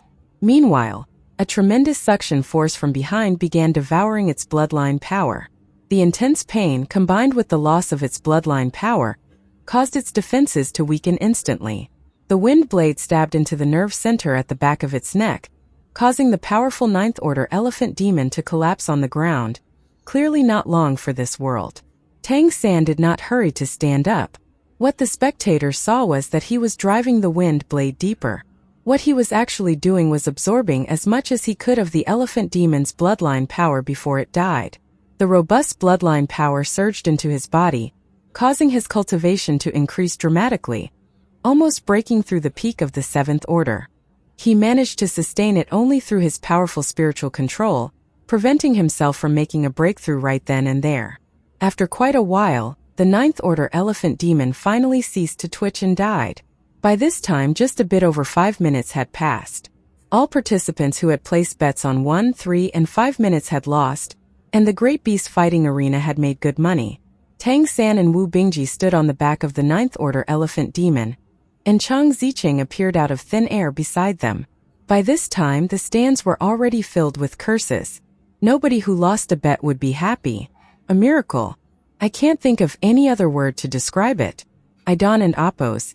To even know how they did it, but a win is a win. Let and Appos. Congratulate the Shrek squad for their first victory in team combat. This is truly one of the most incredible victories I and Appos have ever seen achieved by human vassals.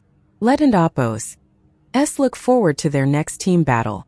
When the 5 members of the Shrek squad finally exited the great beast fighting arena and returned to the blood-scented corridor, Tang San could hear his 4 companions and Appos heavy breathing, even sensing the cold sweat breaking out on their backs.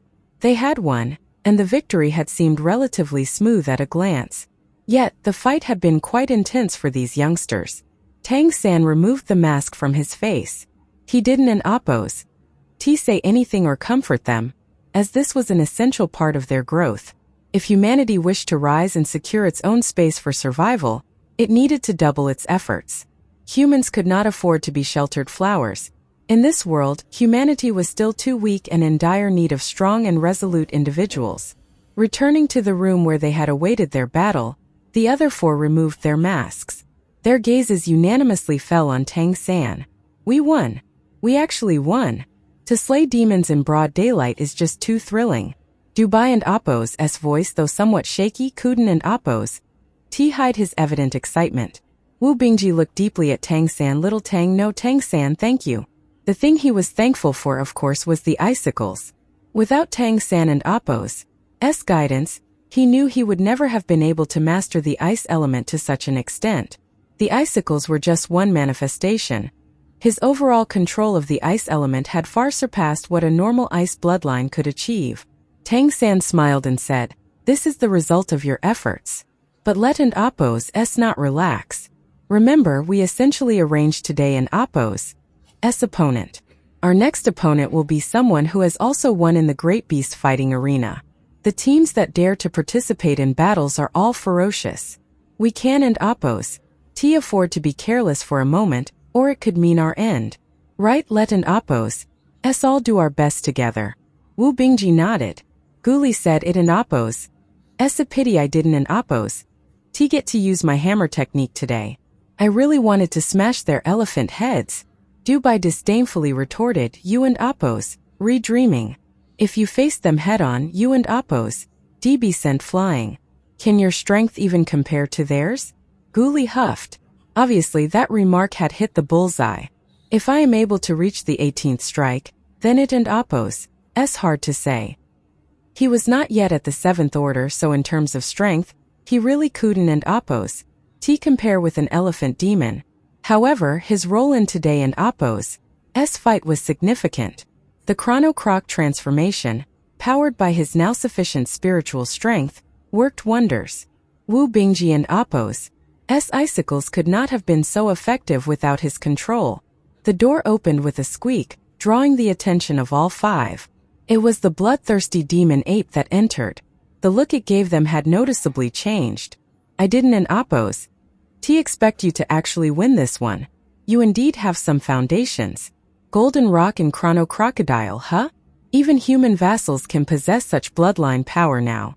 It and Appos' quite admirable. Come with me.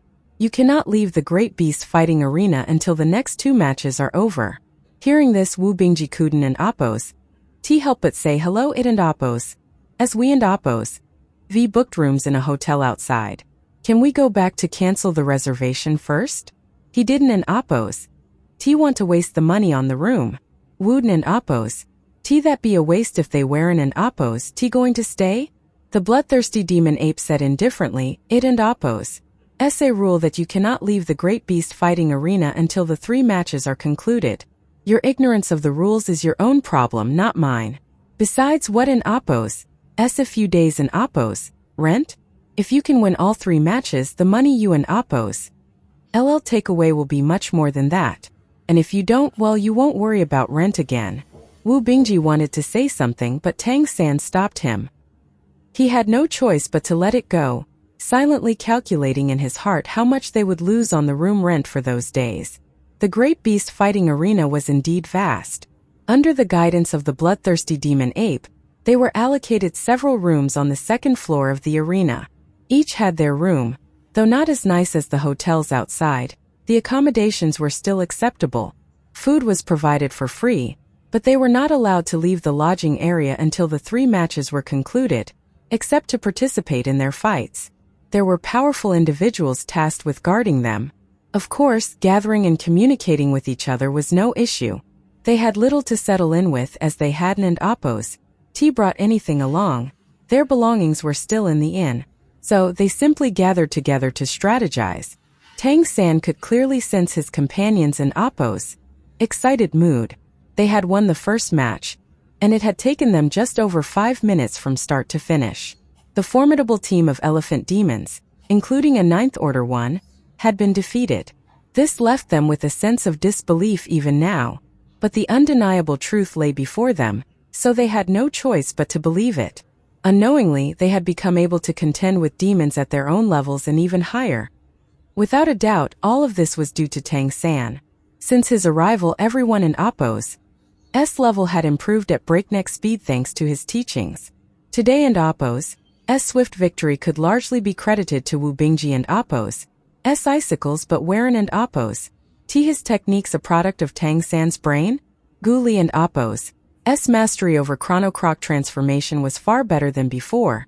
He was now able to manipulate time as if it were an extension of his own limb, and he was able to use both time freeze and time acceleration repeatedly. This was also due to the support of his formidable spiritual energy, thanks to the spirit fruit granted to him by Tang San and the purple demon eyes also taught by Tang San. Therefore, when everyone gathered together, their excited gazes naturally converged on Tang San.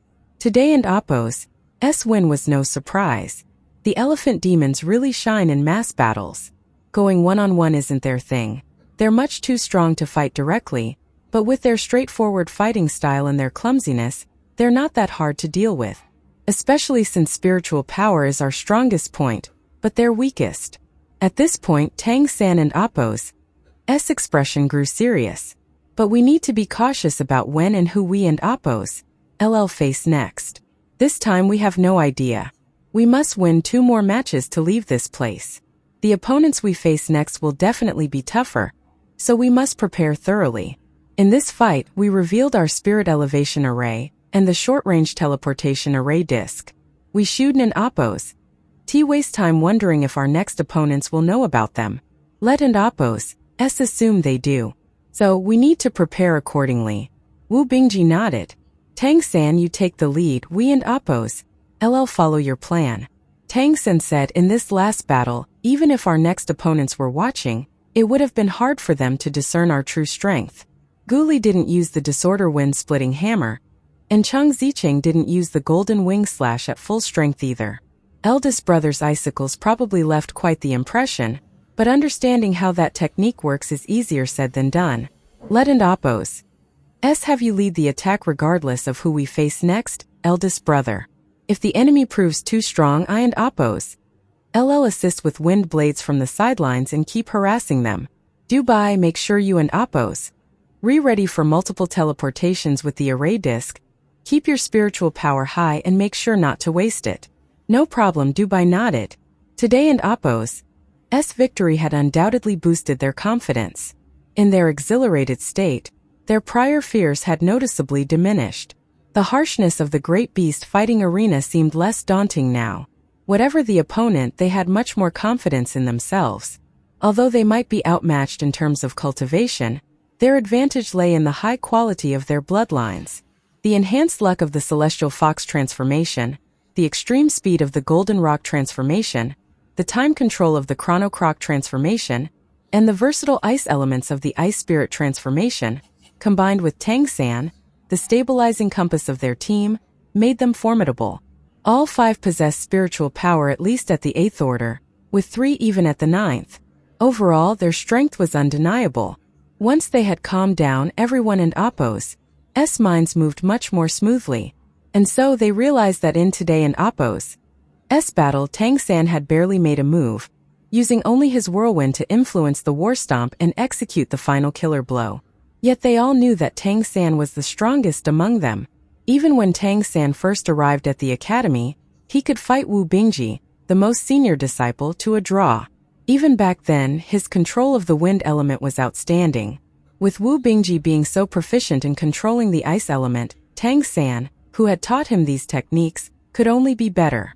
No one knew the extent of Tang San and Appo's strength, but given his composed demeanor and the outcome of today and Appo's battle, his power was likely beyond their imagination. Thus, the members of the Shrek squad had now settled into a stable mindset. For now, let and Appo's rest up, adjust our condition, and be ready to fight again at any moment, they decided.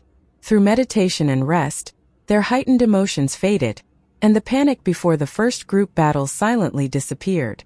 This quick victory had built substantial confidence, and with their minds now clear, they looked forward to the next group battle with anticipation.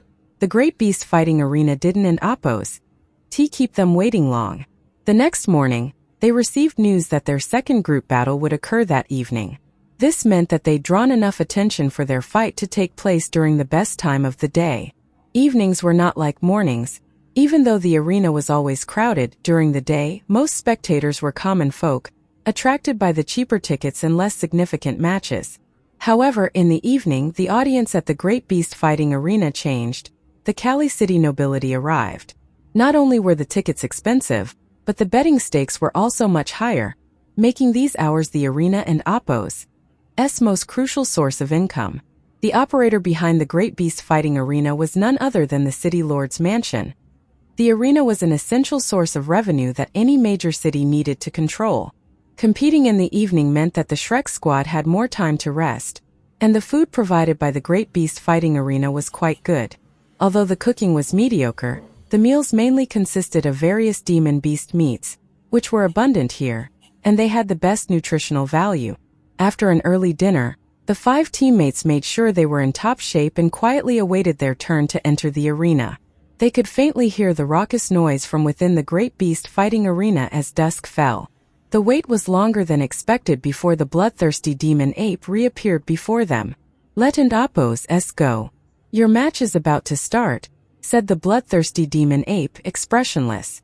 Tang San stepped forward with a smile. Can we know who our opponents are tonight? The bloodthirsty demon ape glanced at him and said, You really need to check out the rules here. Don and Appo's ask questions you shouldn't and Appo's once you and Appo's at the arena you and Appo's find out right away who your opponent is. The Great Beast Fighting Arena placed great emphasis on unpredictability, as it was precisely the bets on random opponents that maximized profits for the arena. Thus, before each match began, all participants were kept unaware of their opponents. The previous match was an exception due to Tang San challenging the Elephant Demon. With it being their first team battle, things were fairly predictable. However, this second match clearly wooed and Appo's offer them such an opportunity. Tang San asked no further questions. The 5 of them simply followed the bloodthirsty demon ape back to the previous waiting room, waiting for the match to begin. They did not wait for long, however. At the bloodthirsty demon ape and Appo's signal, they once again entered the corridor filled with the scent of blood. The gates opened and a deafening uproar rushed toward them, many times louder than the first time. They could even feel the surging blood energy from the stands, erupting from the countless demon roars. The fiery energy of the spectators seemed to bring the atmosphere of the Great Beast Fighting Arena to a boiling point. Wu Bingji led the way with Tang San close behind, followed by Chang Zicheng, Gu Li, and Du Bai. As the 5 entered the arena, the announcer and Appo's high-pitched voice rang out, Entering now our human Shrek squad. Yes, you heard that right. This team is composed of human vassals. Undoubtedly, they and Appo's here not just for the money but more importantly, to achieve noble status by winning 10 consecutive battles. Humans with such dreams have appeared before, and you all know very well how they usually end up. Dreams are always there, but how many can fulfill them? So tell me everyone, what do you think? Can they truly become nobles? Laughter erupted instantly throughout the stands, creating an immense, intangible pressure that caused the Shrek squad's expressions to change. A hint of anger appeared on their faces. Let and Appo's prove it to them with our actions. No need to get angry, Tang San and Appo's voice rang out, calming the group. The host swiftly changed his tone. Hey, I must inform you that the Shrek squad has already won a match. Just yesterday they defeated a team entirely composed of elephant demons, and they immediately annihilated their opponents. Those who watched yesterday in Appo's match might remember them. So, let us see if they can create another miracle today. And now, please welcome the Bloodbath Squadron. The familiar bloodbath is back. With the host and Appo's high-spirited announcement, the gate on the other side slowly opened. The team that appeared last was generally considered more likely to win, and a team called the Bloodbath Squadron was unlikely to be an easy opponent.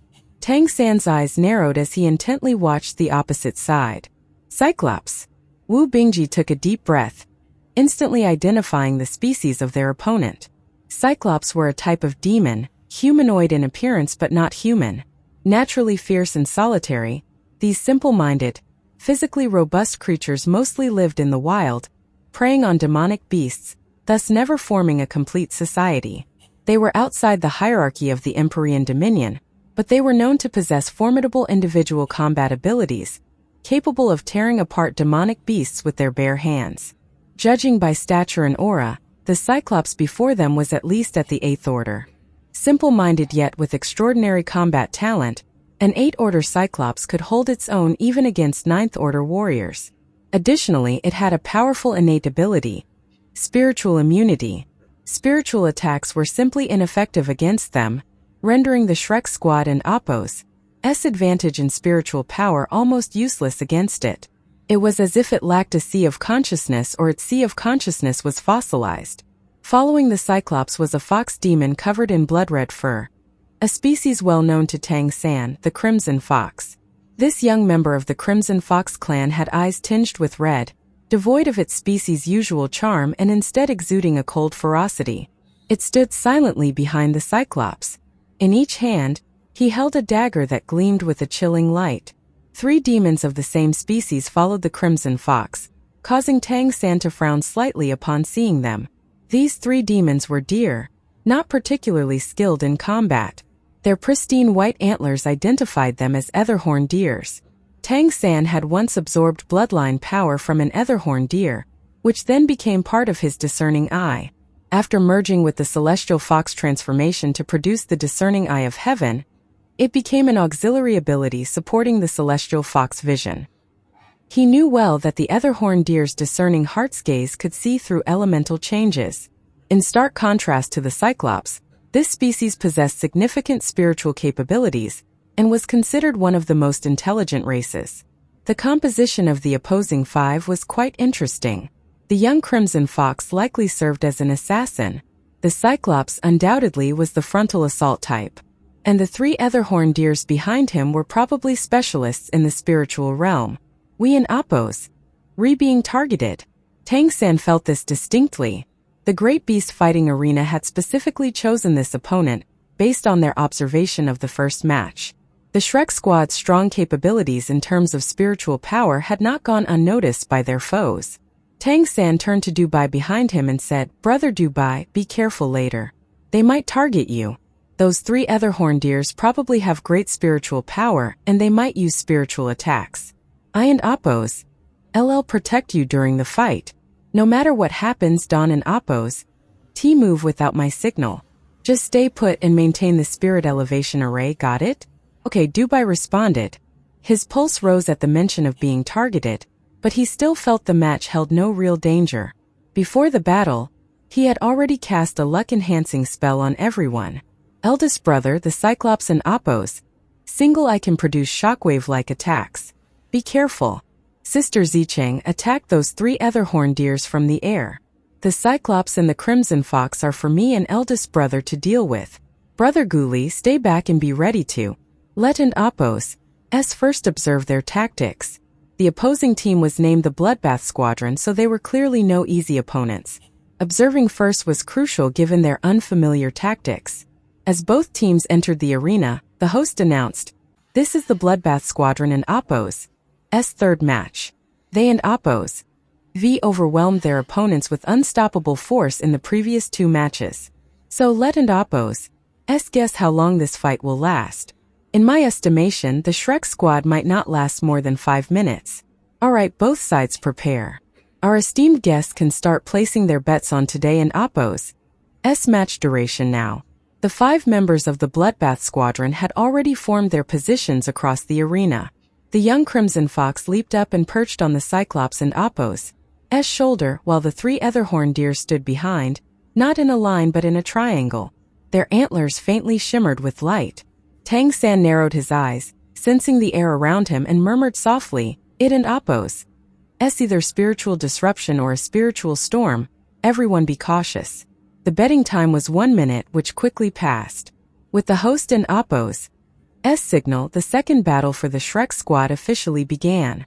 On the side of the enemies, the surrounding light visibly distorted, and the antlers of the 3 other horned deer simultaneously burst with brilliant light. The next moment, Wu Bingji and Appo's face changed. "I can and Appo's sense the presence of the ice element anymore." Tang San immediately realized he hadn't, and Appo's fully guessed the opponents and Appo's intentions, but he hadn't been that far off either.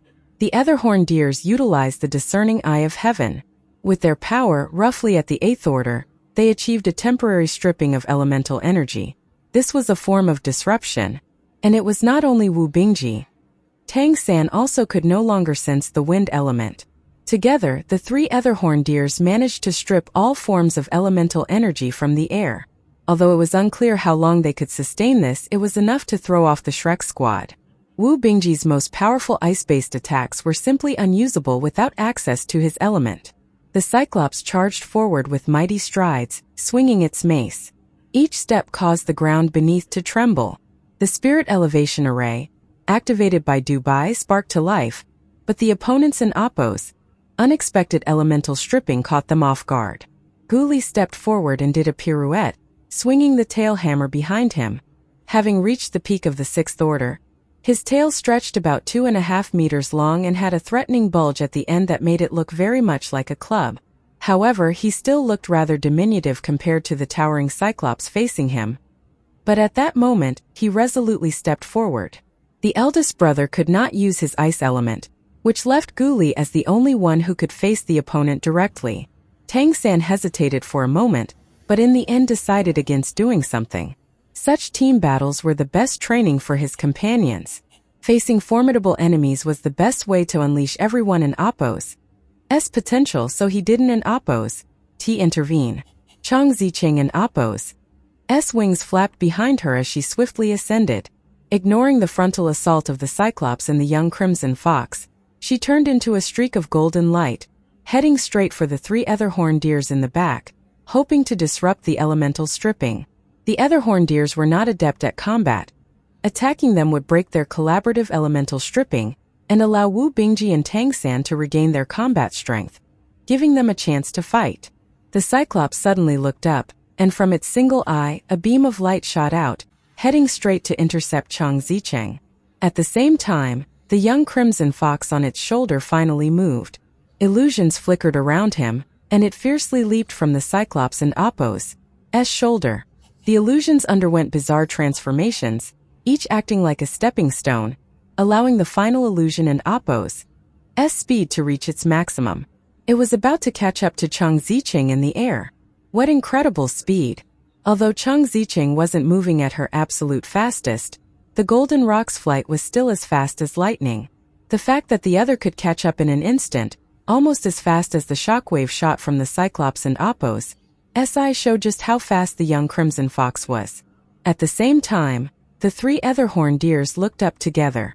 The elemental stripping suddenly ceased. Instead, Chang Zicheng felt a moment of dizziness, her gaze becoming vacant. This was a widespread eruption of spiritual power. She suddenly stopped as she was in the air, her mind falling into a brief lull. Meanwhile, the shockwave from the Cyclops behind her and the young Crimson Fox had almost instantly arrived. This was an impressive tactic. Assuming the opponents didn't end Appo's Tang San and his team and Appo's capabilities before the match, this strategy had to be devised just based on a brief observation of Shrek Squad's demonic god transformations, indicating how formidable the Bloodbath Squad's skills were. Undoubtedly, it was a strategy commanded by the other horned deers. They had noted Chang Zicheng and Appo's flying ability and considered her their greatest trap. Thus, they had set up this trap to eliminate her. Using the strength of the entire squad, they moved to get rid of her in one go. Meanwhile, Tang San and Wu Bingji regained their ability to control elemental energy. However, since the area had previously been stripped of all these energies, they would take some time to replenish. Thus, although the ability itself had ceased, the elemental energies in the air were still thin. As the young Crimson Fox turned to pounce, Tang San had already signaled Dubai, and the array disc for teleportation was ready. The opponent and Oppo's elemental stripping did not affect space and time. These attributes were beyond the abilities of the other horned deers. However, Tang San did not have Dubai activated immediately. Faced with such immense pressure, he wanted to see how Cheng Zicheng could handle it. Indeed, the opponent cast a spiritual storm to disrupt her flight, but Cheng Zicheng was blessed by the celestial fox's luck and practiced the purple demon eyes herself. Her spiritual power was not weak by any means, and the spiritual impact of the purple demon eyes was even more formidable than the spiritual storm. After all, the latter was an area attack while the former had a single target. Just as the Cyclops' shockwave was about to hit Cheng Zicheng from behind, she suddenly plummeted uncontrollably, seemingly affected by the spiritual storm. The shockwave swiftly passed by her head, missing her completely. If this was not an intentional action taken by Cheng Zicheng, then it was the luck brought by the celestial fox vision that had taken effect. However, the young Crimson Fox pursuing her in the air, far from being startled, was delighted and quickly plummeted downward to catch her, its twin short blades aiming straight for Cheng Zicheng's back. At that moment, Tang San waved his hand sharply, and Dubai activated the space teleportation array disc. In a flicker of light, Dubai, along with Tang San, Wu Bingji and Gu Li, almost simultaneously appeared beside the three other horned deers. The three other horned deers were greatly surprised. Obviously, they had no prior knowledge of the Shrek Squad and Oppo's capabilities. It seemed that the great beast fighting arena was very fair in this regard. Without hesitation, the three other horned deers reacted swiftly, switching from spiritual storm to elemental stripping, quickly stripping away the energy of various elements in the air. They knew that humans whose demonic god transformation was less noticeable physically were generally skilled in elemental control. Thus, only Gu Li and Oppo's transformation made them wary. At the same time, the three other horned deers leaped up, maintaining the elemental stripping as they attempted to flee. Deer demons and Oppo's running speed was obviously exceptional. Their quick maneuvering on the ground allowed them to even dodge a flash leopard pursuing them. But since the Shrek Squad had decided to make a move, they were determined to make that move count. Time seemed to freeze instantly, and the three other horned deers paused in midair, right in the middle of their leap. In the next instant, Gu Li and Oppo's tail hammer smashed hard into one of the other horned deers. The 8th Order deer demon barely had time to lower its head and try to block with its antlers, but in the next moment, it was brutally sent flying, letting out a scream. The effect of elemental stripping rapidly weakened. Wu Bingji acted at that moment. True, there was no ice elemental energy in the air right now, but he was still an 8th Order powerhouse. His 8th Order bloodline power was still there, and the energy contained in his own bloodline power was naturally still there as well. He quickly bit his fingertip and a blood arrow shot out, coalescing into the shape of an icicle in midair. Given the close range and his irritation at being suppressed, this attack held Wu Bingji's full force. The highly compressed icicle pierced through the forehead of another other horned deer almost instantly. The next moment, the head of this deer demon exploded. 2 of the 3 other horned deers were now incapacitated, and the effect of elemental stripping disappeared. Meanwhile, Tang San and Oppo's focus was no longer here. After the teleportation, the opponents had no good way to respond. Some random 8th Order other horned deers had no chance in close combat against the Chrono Croc transformation and the Ice Nymph transformation. His attention was in the air on Cheng Zicheng. Just as the young Crimson Fox and Oppo's twin blades were about to strike Cheng Zicheng, her spread wings suddenly snapped shut. As she accelerated in her descent, she used the sharp edges of her golden wings to block the blades, with the crisp sound of metal striking metal. In the next moment, Cheng Zicheng's plummeting form began to spin rapidly. She used the airflow generated by her spin to pause sharply in midair, unleashing the golden wing wind-splitting slash. The two clashed in a series of collisions in the air, the young crimson fox attacking ferociously, continuously creating illusionary figures around it. However, Chang Zicheng's movement was flawless. As she spun, her sharp wings slashed out relentlessly, each strike heavier than the last. They clashed intensely, neither able to overcome the other for the moment. Meanwhile, the Cyclops finally reacted. Because it was at a distance, it bellowed furiously, and with a forceful swing of its arms, hurled its massive mace at Tang San and his team. Simultaneously, its single eye released another shockwave, this time aimed at Guli. Having slain his foe, Wu Bingji was once more free to use ice elemental energy, and though there wasn't much of it, it came just at the right time for him to reveal his fierce combat skills. An icicle formed in his hand, and he immediately threw it at the remaining enemy. Simultaneously, he turned to face the Cyclops. The ice elemental energy quickly coalesced into a wall, blocking the Cyclops and Appo's shockwave. The ice wall exploded when the shockwave hit. Though the shockwave carried a potent force, all of it dispersed upon the explosion. Meanwhile, a whirlwind arose silently to meet the trajectory of the flying mace. It wasn't Appo's very strong, yet it was just enough to alter the mace and Appo's trajectory, sending it directly toward the Etherhorn deer previously struck by Gu Li's tail hammer. The Etherhorn deer was smashed into a pulp before it could even scream, blood spraying everywhere. It was clear that there was no surviving that strike. The last Etherhorn deer couldn't and Appo's escape Wu Bingji and Appo's accelerated icicle either, and it was pierced through the forehead, a fatal headshot. Thus, all three Etherhorn deers were gone. By now the stands were in an uproar. The confrontation had been brief, yet three powerful psychics, three 8th-order Etherhorn deers, had quickly met their end. Undoubtedly, the array disc played a crucial role, granting the Shrek squad an opportunity to close in and catching the opponents off guard. The Bloodbath squad's tactics were perfectly sound on paper. They first targeted the flying opponent, aiming to quickly neutralize her before suppressing the others. However, they hadn't Appo's anticipated the existence of a teleportation array disc, and that had ultimately led to their defeat. It wasn't Appo's that their tactics were flawed, but the short-range teleportation array disc was truly logic-defying. Chang Zicheng in the air continued to fight the Crimson Fox youth, while the Cyclops roared in anger. Seeing its three comrades dead, the immensely strong creature in Appo's single eye reddened, and it charged toward Tang San and his companions with heavy strides. Wu Bingji and Appo's gaze was icy cold. With elemental stripping no longer active, the various elemental energies in the air had recovered just enough. A slender ice needle formed in his palm, significantly larger than the previous ones. In the next instant, the ice needle burst forth from his flicking hand, leaving an icy mist trail in the air and yet making no sound.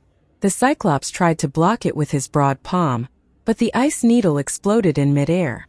Its tip shot forward, accelerating again and this time emitting a piercing screech as it tore through the air. With a soft sound, the Cyclops's palm was pierced, and so was its only eye. The next moment, a rumbling noise came from within its skull. Indeed, its skull was very hard, but that did not apply to the contents of the skull. Blood and flesh spurted from its eyes, nose, and mouth. Propelled by its forward momentum, the giant body crashed to the ground with a massive thud. Dubai and Appo's mouth twitched. Eldest brother, I guess your nickname is going to be an Appo's headshot maniac in Appo's. From now on, huh?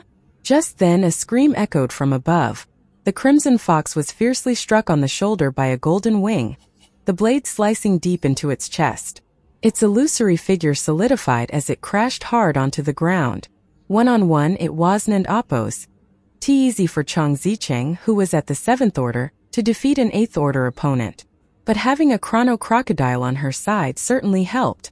Gu Li slightly controlled the flow of time, not by weakening the opponent but by accelerating Chang Zicheng and Appo's golden wind slash. The sudden change in speed caused the Crimson Fox youth to misjudge, leading to its immediate demise. Tang San went over to check on the bodies of the three Etherhorn deers before returning to his companions. The entire battle from start to finish had taken only 3 minutes. The stands were now in an uproar. The official commentator had bet on 5 minutes, but that was simply a reference value and nothing more. After all, group battles were always brutal and almost always prolonged, with both sides giving their all for the sake of survival. Given that both teams had previously won matches, most spectators would have expected at least 10 minutes to decide the outcome. Who could have imagined it would be over so quickly? Moreover, who could have expected these seemingly weaker humans to annihilate the formidable Bloodbath Squadron in just 3 minutes? The Bloodbath Squadron had performed in 2 previous battles that many spectators had seen. The 3 other Horndeers employed unpredictable control tactics based on spiritual power, leaving their opponents disoriented and unable to use their full strength. Yet today, 2 had ended with their brains shredded by icicles and 1 crushed by its own allies mace into a meat patty. It wasn't that they weren't strong. The opponent's sudden mass teleportation was just too unexpected. Spectators who had watched the Shrek Squad and Appo's first match remembered the teleportation. The last battle was also won through the same means. This battle was no different, and the other Horndeers fell prey to the same tactic. However, what left the deepest impression wasn't Appo's the teleportation but the visual impact of Wu Bingji's headshots. The icicles blasting brains to bits were gruesome, but this was exactly what the demon race audience wanted to see. 5 opponents and 3 headshots, one of them a Cyclops. For a moment, almost all the spectators' attention was on Wu Bingji. His formidable icicles left a deep impression on them. Throughout the fight, all Tang San had done was unleash a whirlwind at the appropriate time, and then make sure that the 3 other Horndeers were well and truly dead. Dubai, at least, had activated a teleportation array. He seemed to be of little use otherwise. Shrek Squad wins. They've achieved 2 consecutive victories in group battles. Wu Bingji's side. Unbeknownst to the audience, his back was soaked with cold sweat. When the enemy used elemental stripping, making him unable to sense the presence of ice elemental energy, he felt true panic. Since he had acquired the ice nymph transformation, he had never encountered such a situation. It was Tang San who telepathically told him he could use his bloodline power. Although it was not as handy as controlling ice, using his own blood still allowed him to launch attacks, which somewhat stabilized his mindset. It appeared they had won easily within 3 minutes, but in such a life-or-death struggle, a single mistake could mean total defeat. The only thing that kept him somewhat stable was having Tang San behind him. He knew Tang San surpassed him in elemental control. However, with elemental stripping in effect, even Tang San couldn't and Appo's use his own wind element, which made Wu Bingji and Appo's fear escalate. For a moment he had truly believed they might lose the match. Losing would mean no mercy from the opponents, much like they also had no mercy for their own opponents. Tang San patted Wu Bingji on the shoulder. Let and Appo's go. Wu Bingji nodded back at him, and the 5 of them headed toward the arena and Appo's exit. The arena was now noisy, mostly with angry voices. After all, most of them had lost their bets. Headshot, headshot, headshot. It seemed to echo the nickname Dubai had given Wu Bingji earlier. Many demons also started chanting his brand new nickname, Headshot Maniac. Wu Bingji and Appo's face soured visibly. He thought of himself as a refined and gentle person. How had he become known as the Headshot Maniac? Should he not detonate the icicles next time? But without the explosion, given the demons and Appo's incredible vitality, they might just survive, like a centipede that wouldn't die even when it was cut into pieces. Dubai, stifling a laugh, said, Big brother, Headshot Maniac is quite good. It has an intimidating ring to it, doesn't an Appo's it? Wu Bingji glared at him. I and Appo's blow up your brain. Exactly, blow his head off. I support you, eldest brother. Chang Zicheng, shaking the blood from her wings in disgust, immediately voiced her support. When they emerged from the tunnel, the thrill of the previous day and Appo's victory was absent. The suppression they felt at the beginning of the match had indeed left the entire team feeling both stunned and fearful. The opponents who could appear in the Great Beast Fighting Arena and Appo's team battles were indeed extraordinary. The bloodthirsty demon ape appeared before them again, silently leading them back to their quarters. Just one more victory, and they would regain their freedom, no longer forced to stay in the arena while awaiting the call to battle. Moreover, after 3 matches, participation would no longer be compulsory. They could return to compete whenever they wished, and their team and Appo's record would be maintained. In fact, Only by winning 3 consecutive battles could they truly enjoy their earnings. The bloodthirsty demon ape did not leave immediately after escorting them back to their resting area. "There and Appos. Something I want to ask you," it said. "What is it?" Tang San asked. "Would you sell that array disc of yours?" The bloodthirsty demon ape inquired. Dubai blurted out, about to refuse, but Tang San interrupted him with a gesture. "What are you offering?" Tang San asked. "Information about your next opponents," the bloodthirsty demon ape replied. Tang San immediately laughed and responded, "Is that all? If that is all, we will not be taking up the offer." A cruel smile crept across the bloodthirsty demon ape and Appos' lips. "You must understand, even the best things are only useful if you and Appos alive to use them. You won't be able to use your array disc if you are dead," Tang San said coolly. "According to the rules of the Great Beast Fighting Arena, information about the match cannot be revealed in advance. You and Appos re-breaking the rules." The bloodthirsty demon ape shook its head. "Not really. If both parties agree, we can reveal the information to both sides simultaneously." That Wooden and Appos be breaking the rules. Tang San asked, "Then what in Appos in it for us?" The bloodthirsty demon ape replied, "The arrangement. We decide what kind of opponents you will face." The meaning was clear. If Tang San and his team didn't and Appos agreed to hand over the array disc, their next opponents would likely be terrifying. After all, the third match was the last compulsory battle. "You can hand it over after the third match," the bloodthirsty demon ape offered. It was clear what that meant. If they agreed, their opponents would be weaker, and that could even ensure their victory in the third match. Tang San replied indifferently, "We can hand over the disc, but our condition is that we win all 10 matches and gain noble status." "That and Appos' impossible," the bloodthirsty demon ape said without hesitation. "We can and Appos do something that severely violates the rules. Once you win 6 matches in a row, your following matches will be overseen by the higher-ups.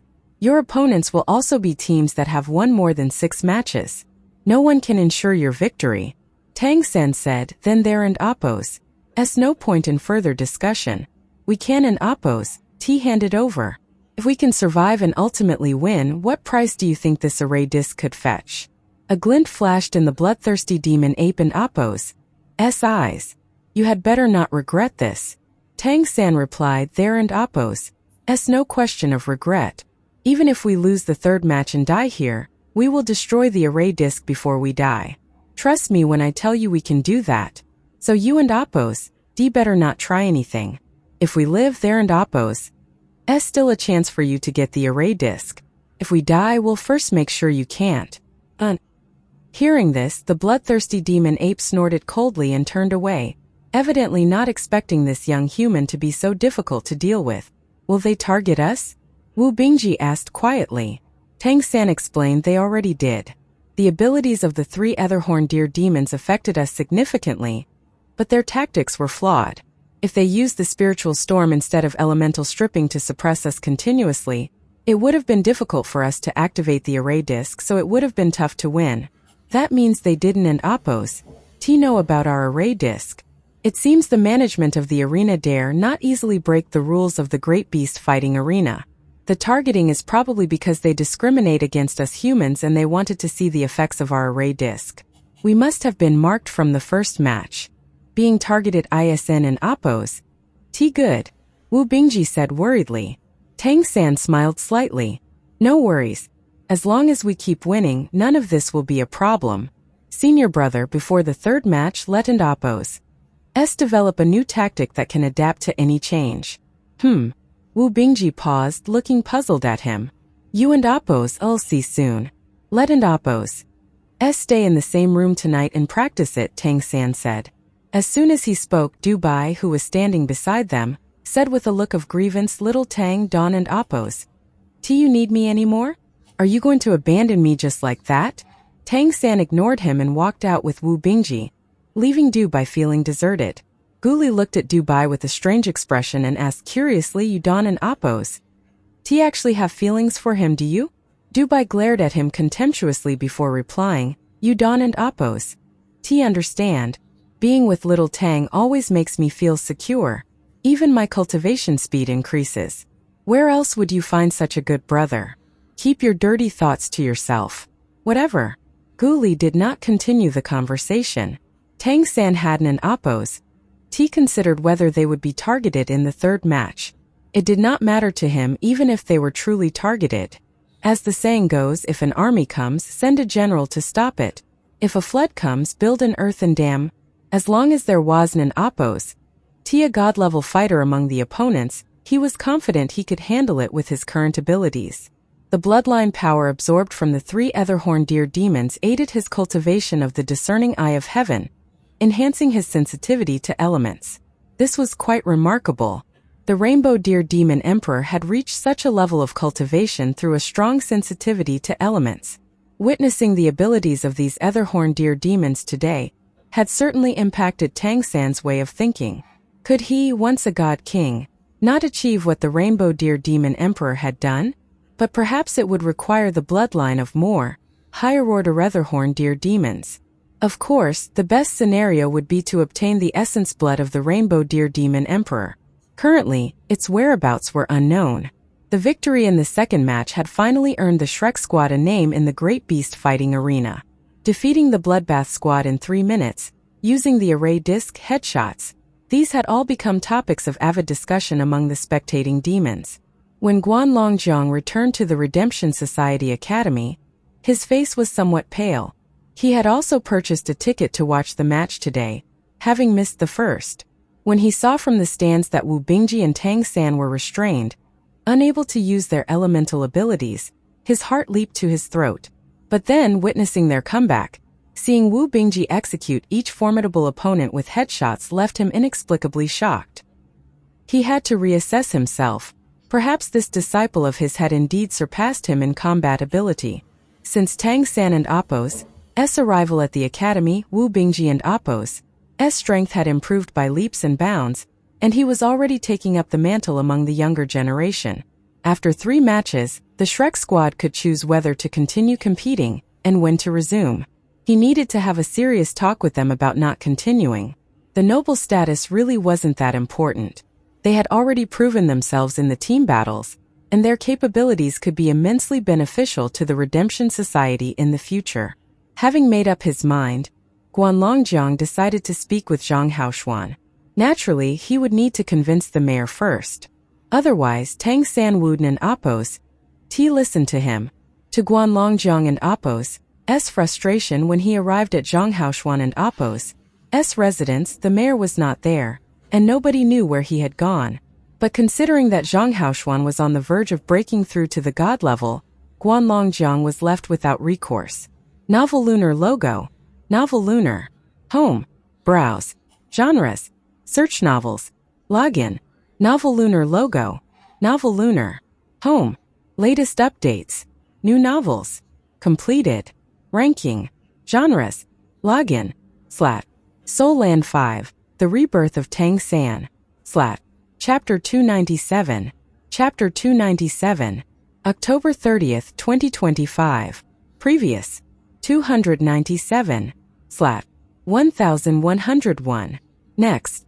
Novel AI Studio explore our top 10, 000 plus free novels. Where did the array disc come from? Did the mayor provide it? Did it come from the organization? This was what Guanlongjiang was wondering about. He had never heard of such a thing before. Wasn't an Appo's it too reckless to entrust such a crucial item to the youngsters for the team battles in the Great Beast fighting arena? This was also why he needed to talk to Zhang Haoshuan. If this item fell into the hands of the demon races, it would be unretrievable. But no matter how anxious he was, he couldn't do anything about it. Zhang Haoshuan was nowhere to be found, and he couldn't and Appo's meet the Shrek Squad since they were inside the Great Beast fighting arena. There was nothing he could do.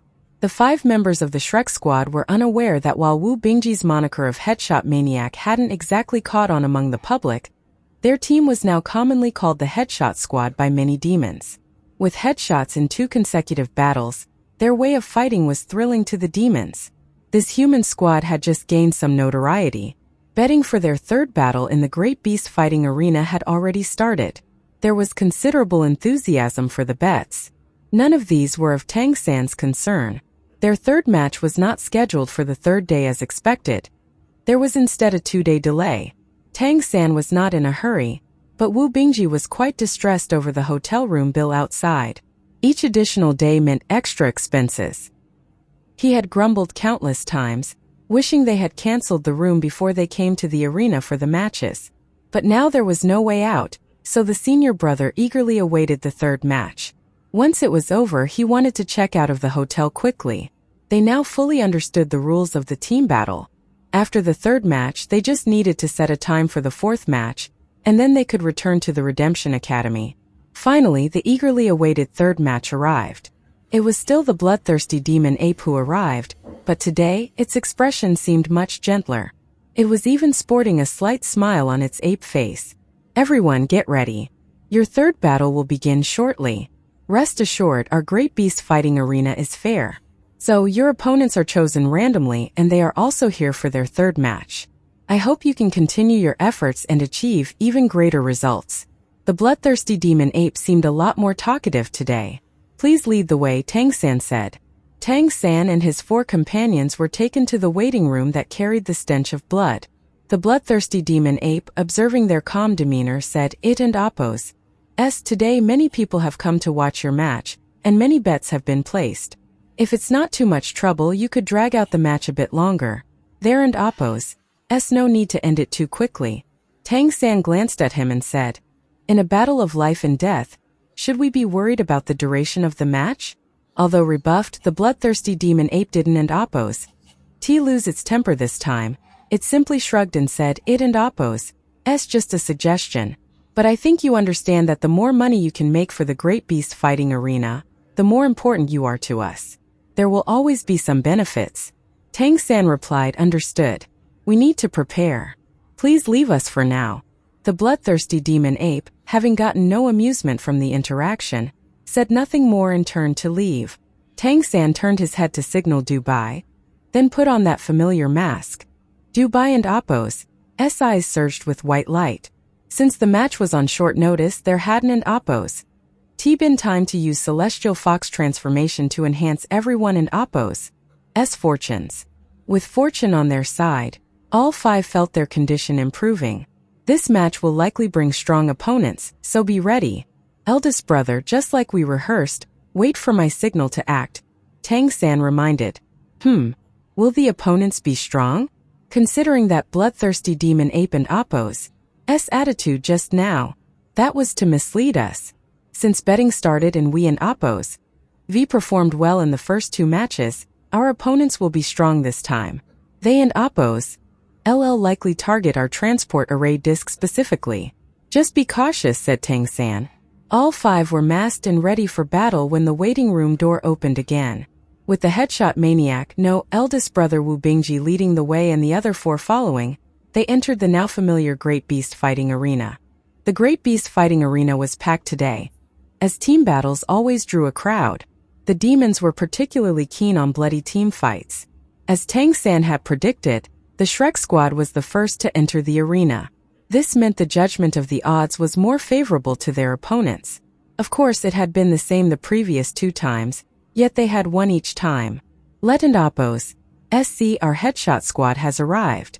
Wait, that's not what they're called, right? Whatever and Appos' headshot squad and Appos' suits them best. Today, let and Appos' see if they can decimate their opponents or if they will be torn apart. Please welcome the headshot squad and Appos' opponents today, the Bloodshed team. The opposite gate slowly opened. All eyes were fixed on that gate. 5 figures stood side by side, slowly coming into view of the Shrek squad. Surprisingly, the 5 members of the Bloodshed team were of the same species. Seeing their appearances, a look of surprise emerged among the Shrek squad. Leopard demons? Flash leopards? Dubai blurted out. Indeed, all 5 opponents were leopard demons. Each was robust and sleek in form, appearing precisely like flash leopards. That one in the middle ISN and Appos' flash leopard, Tang San said. The 5 leopard demons indeed looked similar, but the one in the middle was significantly more robust. Its fur patterns were different, resembling coins, and each spot was precisely arranged, unlike the more chaotic patterns on the leopard flash. Golden coin leopard? A golden bloodline, Wu Bingji said gravely. Indeed, the one in the center was a golden coin leopard. While it was difficult to gauge its cultivation order, the fact that a demon with a golden bloodline was participating in the Great Beast Fighting Arena and Appo's team battle was surprising enough. The 5 leopard demons stepped out together, with the golden coin leopard slightly ahead of the 4 flash leopards. Their movements were agile, yet an intangible sense of pressure emanated from them. Leopard demons were best known for their speed and bursts of power. As Tang San had anticipated, their opponents had been designated as a countermeasure to their transport array disc. Given the leopard demons and Appo's speed, was teleportation any use? However, at this moment Tang San smirked. Solid plan, guys. I hope it works out for you. The most important thing when designing measures that targeted an opponent specifically was to understand them first. But did the Great Beast Fighting Arena really understand them? As for the leopard demon with the golden bloodline, perhaps consuming its bloodline for later use would be helpful. Now that he had a spirit core, Tang San could encapsulate the bloodline energies he absorbed in a shell created with his mighty spiritual power. Unlike in the past, they would not gradually dissipate as long as his body could contain them, ensuring they remained intact for longer. For instance, the bloodline of the 9th Order Elephant Demon he had absorbed the other day was preserved. In addition to his regular cultivation practices, he was also researching these bloodline powers, exploring whether he could transform them to a certain extent, and then bestow them upon his companions, enhancing their strengths. He wooed and Appo's mind having a 9th Order demon with a golden bloodline as his research subject. Of course, such a demon was bound to be a formidable opponent. Ordinary flash leopards could rival teleportation in speed. Undoubtedly, the strength of this golden bloodline golden coin leopard would be extraordinary. Tang San turned to Gu Li and said, Senior brother Gu Li, keep an eye on that golden coin leopard and slow down its time flow so it can't charge at us. Senior brother Dubai, when the match starts, go to the back immediately and prioritize the control of the array disc. Senior brother Wu, as planned, start gathering your power. Okay. Everyone responded in unison. White light flickered in Wu Bingji and Appo's eyes as he rapidly gathered dense ice elemental energy, while Tang San was surrounded by swirling blue light behind him. Let the battle begin. With the announcer and Appo's high-pitched call, the fight started. The Bloodshed team charged forth immediately. The golden coin leopard vanished instantly, and when it reappeared, it was already right in front of Wu Bingji, its sharp claws striking directly at his head. Its terrifying bloodline power formed golden claw shadows, as if wanting to rip the entire world apart. It was too fast. The might of the golden bloodline meant that the golden coin leopard was not limited by distance like ordinary flash leopards. It could move further. Its eyes glinted coldly, and its entire body seemingly radiated a bloody scent. Its striking claws swiftly tore through the air, so swiftly that Gu Li's time freeze couldn't lock it down in time. However, Wu Bingji and Appo's figure vanished before the claw shadows, almost instantly disappearing into thin air. Wu Bingji could even feel the chilling cold of the claw shadow, the terrifying and sharp force almost tearing his body apart. But at the critical moment he managed to dodge it. Well, rather, he was spirited away. This was not just the ability to teleport. It also included a component of luck, granted by the Celestial Fox transformation. Otherwise, if the teleportation was a moment slower, he might have been killed by the opponent's attack. In the corner of the stands, the bloodthirsty demon ape smirked.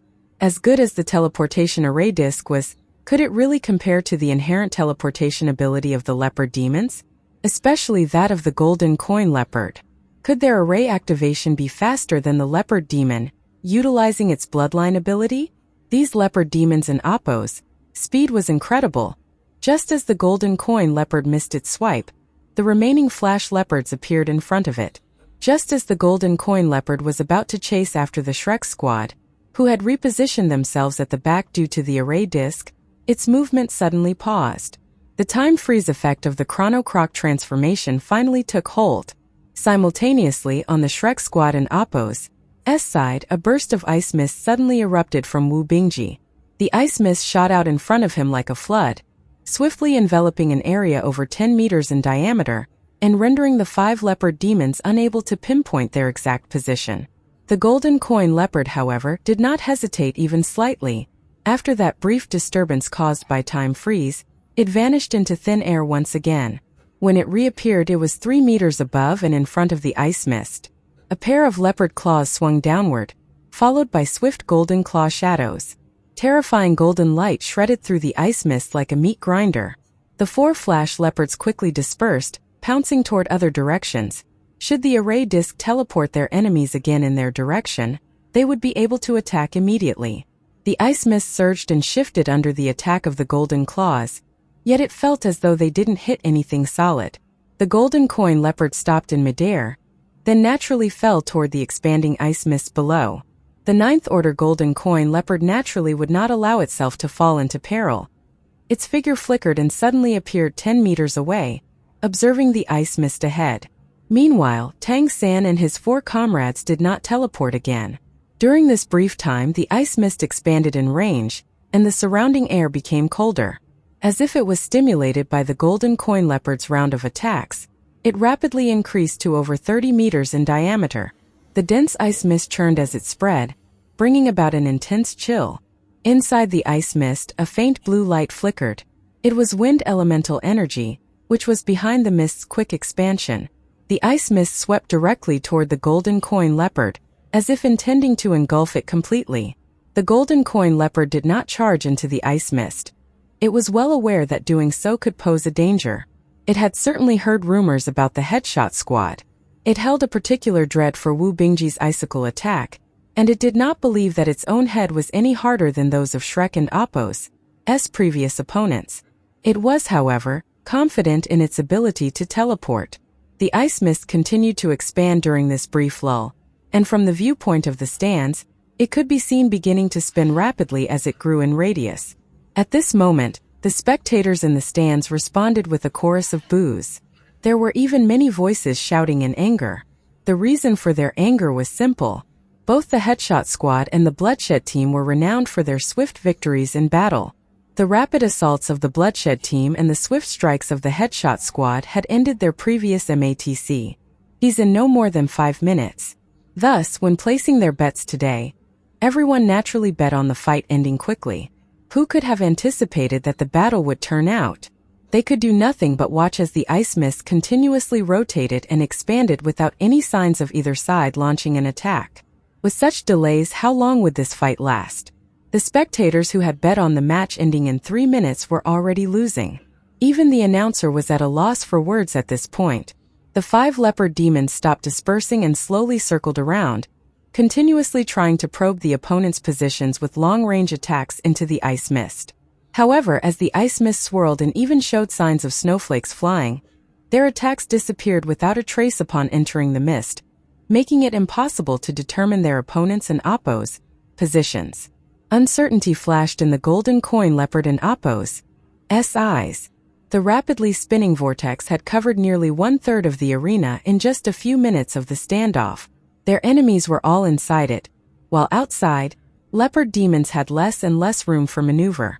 What would happen if their opponents could expand this icy mist to engulf the entire great beast fighting arena? The previously confident 9th Order Golden Coin Leopard's gaze became grave. It knew it could not wait any longer, as doing so might lead to defeat. With this thought, it let out a roar toward the sky, causing the bodies of the other 4 8th Order Flash Leopards to tense up instantly. The next moment, the 9th Order Golden Coin Leopard was the first to charge into the icy whirlwind. In an instant it disappeared directly into the vortex. The 4 8th Order Flash Leopards followed closely, diving in with their Leopard Flash in an attempt to prevent their opponents from locking onto their specific positions for an attack. Did Tang San need to lock onto their specific locations? The answer, of course, was no. Before today and Appo's battle began, Tang San had already surmised that this third match would likely target their team and Appo's strengths, the most important being, of course, the teleportation array disc. With the flexibility the teleportation array disc provided, they were nearly invincible against ordinary opponents. So how could they be defeated? That would require countering their array disc. To counteract teleportation, speed was essential. Without speed, their opponents would be dominated by the teleportation array disc combined with the long-range icicle attacks. So, for the past 2 days, Tang San and Wu Bingji had been refining an area attack they had previously explored. It utilized both ice and wind elements. It was called Snowstorm. Contrary to what everyone expected, it was not Wu Bingji but Tang San who led Snowstorm. This was something neither the audience nor their opponents could have anticipated. Wu Bingji needed to continuously release his ice elemental energy, generating snow. Some of the snowflakes would then condense into blade-like power, while the rest was left to Tang San and his peak 9th order spiritual cultivation. At that moment, Tang San stood at the center of the vortex, arms spread wide, with a faint golden light flickering in his eyes and a green glow swirling around his body. The enemies and even his allies Kuden and Appos, TC his current form. With the cover of the ice mist, he could finally make his move. Under his command, wind elemental energy surged like rivers flowing into the sea, merging with the ice energy. Together, they drove the rapidly forming ice and snow to spin faster and faster, turning it into a massive vortex. Tang San was in no hurry. The longer it took, the higher the concentration of ice and wind he and Wu Bingji could gather. With his spiritual power, controlling these elemental forces was no issue. However, condensing the elemental energy took time. Fortunately, since their opponents were unaware of this ability, they would surely take time to observe, giving them ample opportunity. By the time the 9th order golden coin leopard could no longer restrain itself and charged in, it was already too late. 5 opponents teleported into the snowstorm simultaneously. Tang San Diden and Appos, need to look to lock onto their positions instantly. As soon as it entered the snowstorm, the golden coin leopard immediately struck out with its claws, producing countless claw shadows in an attempt to locate the enemy, as well as stabilize itself in the middle of the storm. In its view, the strongest member of the Shrek squad should be Wu Bingji, whose strength was at the peak of the 8th order at most. While his control of the ice element was indeed clever, he had not yet reached the 9th order, which was why the leopard dared to attack. However, once it truly entered the snowstorm, it immediately realized its mistake. The swiftly spinning gale made it hard for it to stay steady. It had to constantly launch attacks to disrupt the wind just to be able to stay standing. Leopards were not known for their physical strength. They were indeed fast when they attacked, but facing something snowstorm, they could only struggle. And at that moment, the golden coin leopard heard a scream from one of its companions. Well, they aren't in Appos very smart, are they? Tang San and Appos' lips curled up slightly in amusement. What did these demons even think? Their brains Kuden and Appos, TB2 developed. They had given Tang San and Wu Bingji so much time to execute a combined attack, and they still dared to enter? Though the outcome Wuden and Appos, have changed either way, the best course of action would have been to seek refuge in a corner. Even if Tang San could expand the snowstorm to cover the entire great beast fighting arena, such a vast area would surely result in flaws in control. But the snowstorm was at its peak right now, both in scope and power. Snowstorm combined ice and wind, and they'd had more than enough time to bring it up to full power. Even if the opponent was a 9th order demon, it made no difference whatsoever. In just a few seconds, the golden coin leopard was struggling to withstand the assault of the snowstorm. No longer able to focus on attacking, it quickly teleported away, planning to flee the battlefield and regain its bearings outside. The teleportation was successful. However, when it reappeared, the golden coin leopard was still amidst the snowstorm. The fierce wind blew and the snowflakes like razor blades sliced at its body. It had to attack with all its might just to withstand the snowstorm and avoid being engulfed. A massive figure suddenly charged at it the next moment, and the golden coin leopard instinctively swiped with its claws. A scream rang out as its claws instantly tore apart the enemy. To the golden coin leopard's astonishment, it turned out to be a flash leopard. The blood of its companion instantly stained the surrounding snowstorm red, but the next instant it was gone, leaving not even a scent of blood behind. The golden coin leopard finally panicked.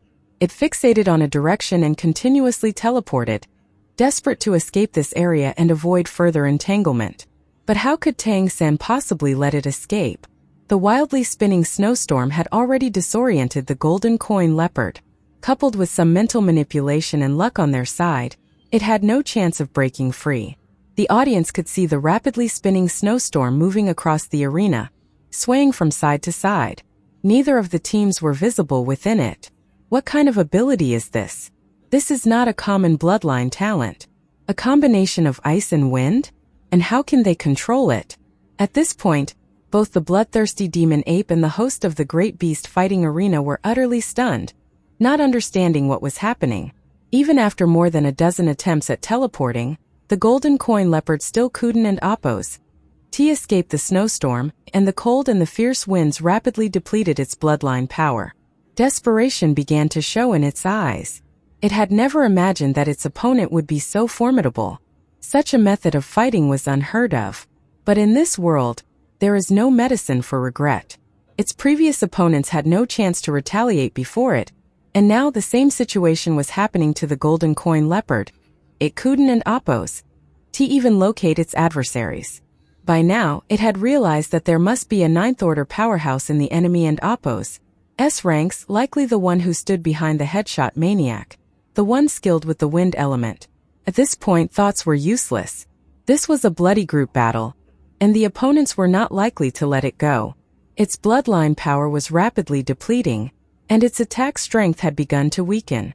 Sharp blades of ice and wind grazed its fur, gradually slicing through its skin, bringing stinging pain and cold into its body. "Damn it!" roared the golden coin leopard inwardly. The next instant, its body flared up with gold, and a blinding golden blaze erupted. That was the golden flame, a sign of its golden bloodline igniting. This instantly elevated its bloodline power to the peak, melting all the nearby ice and snow. "Dawn and oppose. T, let me find you in the outside world," spat the golden coin leopard, its eyes filled with venom. In the next instant, the golden flames abruptly collapsed inward. Its entire body began to turn translucent. Just then, a cold voice sounded in its ear. "Thinking of leaving?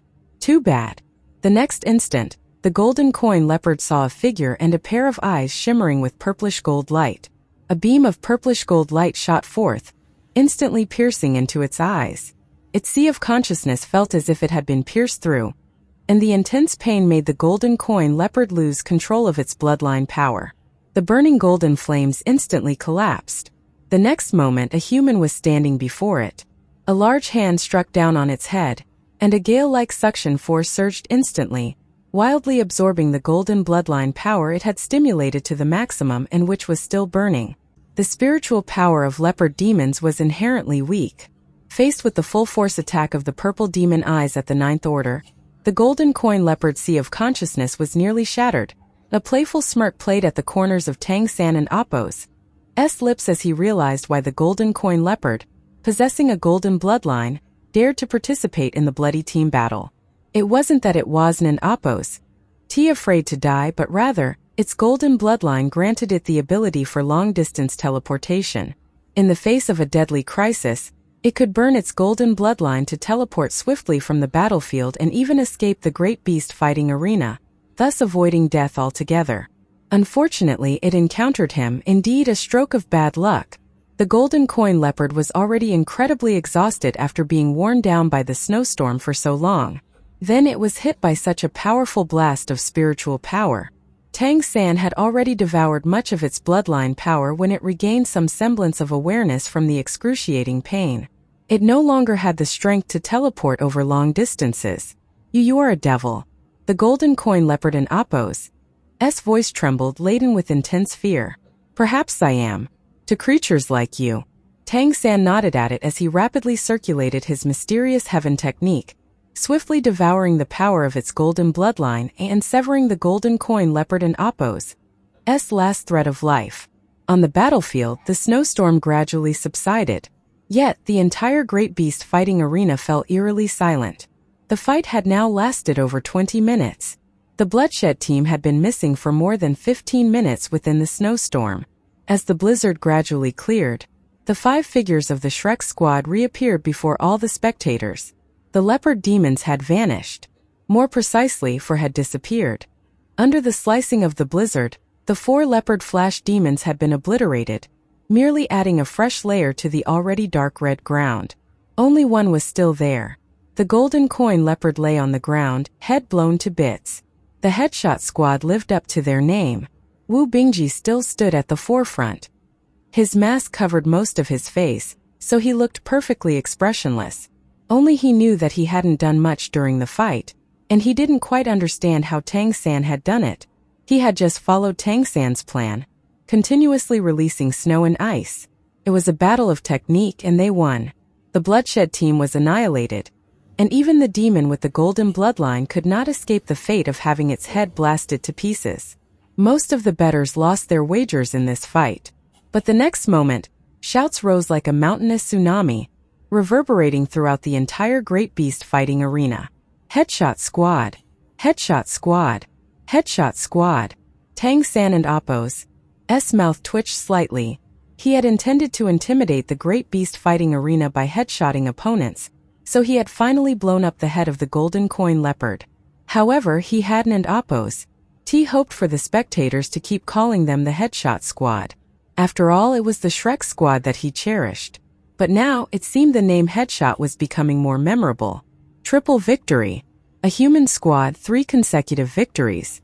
At this moment, Tang San felt his blood surging as the mysterious heaven technique operated at high speed.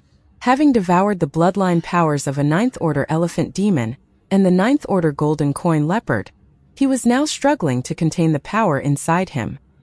He would need to break through to the 8th order after returning today. Otherwise, his meridians Wuden and Appo's withstand such vast energy. Moreover, he wasn't an Appo's ready to give up the bloodline energy gained from these 2 bloodline powers because he wanted to research it further. Unexpectedly, our headshot squad, oh no, the Shrek squad has won again. They are a human team. Who can stop their path forward? Let and Appo's all look forward to their 4th match. They must win 10 consecutive matches if they want to obtain noble status. I believe their next battle will be even more exciting. Meanwhile, inside the arena, the Shrek squad, led by Wu Bingji, was heading toward the exit. Waiting for them was the bloodthirsty demon ape, with a complex expression on its face. The 3 matches had ended, and today, they could finally leave the great beast fighting arena and return. Congratulations on your victory again, the bloodthirsty demon ape said dryly. Hand over the money. We and Appo's. Relieving, Wu Bingji said coldly. His heart bled for the money still being spent on the hotel. Fortunately, they had made a fair amount of money after 3 matches.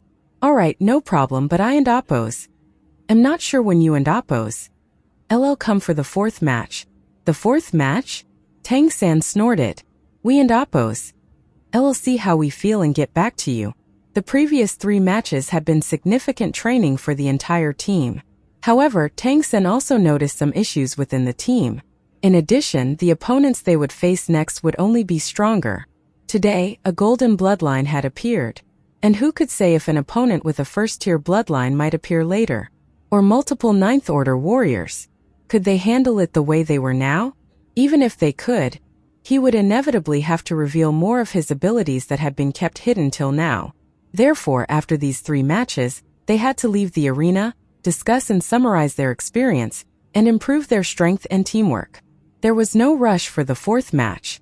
Well, it is your right to choose when to participate in the next match. Despite its disappointment, the bloodthirsty demon ape in Appo's attitude had significantly changed. Having killed the golden coin leopard, the Shrek squad forced it to take them seriously. Each of the 3 opposing teams was designated to target the Shrek squad. Moreover, each time they faced a different type of opponent. Yet, no matter what they were up against, they were always able to emerge victorious, which was truly astonishing. The rewards for the team battles in the Great Beast Fighting Arena were very high. The first victory netted each person 1 Naturi coin, the second 2 coins, the third 3 coins, and so on. Although not the reward wasn't exactly multiplied, after these 3 matches, the team still earned 30 Naturi coins. This was considered a substantial amount even for demons. There would be even more if they continued their winning streak in subsequent matches. Led by the bloodthirsty demon ape, the 5 of them changed clothes, removed their masks, and quietly left the great beast fighting arena. After confirming with Tang San that they would not ask for another match immediately, Wu Bingji and Appo's first task was naturally to check out of the hotel. Although the room cost was painful, the gain this time was ultimately far greater. For now, all team funds were kept with Wu Bingji, which made the budget-conscious senior brother feel much more comfortable. What do we do now? Wu Bingji asked Tang San. Back to the academy? Tang San shook his head, saying we and Appos, likely being watched now, so let and Appos, not head back to the academy. We and Appos, head into the mountains instead. Okay. Wu Bingji and the others naturally had no objections to Tang San and Appos' decision. The fact that a team of humans had won 3 consecutive battles in the bloody team fights naturally drew the attention of the great beast fighting arena. First, they needed to shake off anyone who might be following them in secret. The 5 of them walked through the bustling city streets, with Tang San deliberately purchasing some food supplies before they headed along the edge of the city into the Kali Mountains. Upon entering the Kali Mountains, Tang San silently expanded his spiritual power, using the aura of the Blue-Silver Emperor to mask their presence amidst the vegetation-covered forest. They moved swiftly through the forest, constantly changing direction, until the discerning eye of heaven could no longer detect any threats, and only then did they slow their pace. We should have lost them. Tang San gradually slowed down. By then the sky was gradually brightening. Dawn was approaching. Should we find a place to rest? Dubai, though pulled along by the rest, was still panting. They had been moving continuously since the battle ended, and he was genuinely tired. Yeah, let and Appos find a place to rest. Follow me, Tang San said as he confidently continued walking in a particular direction.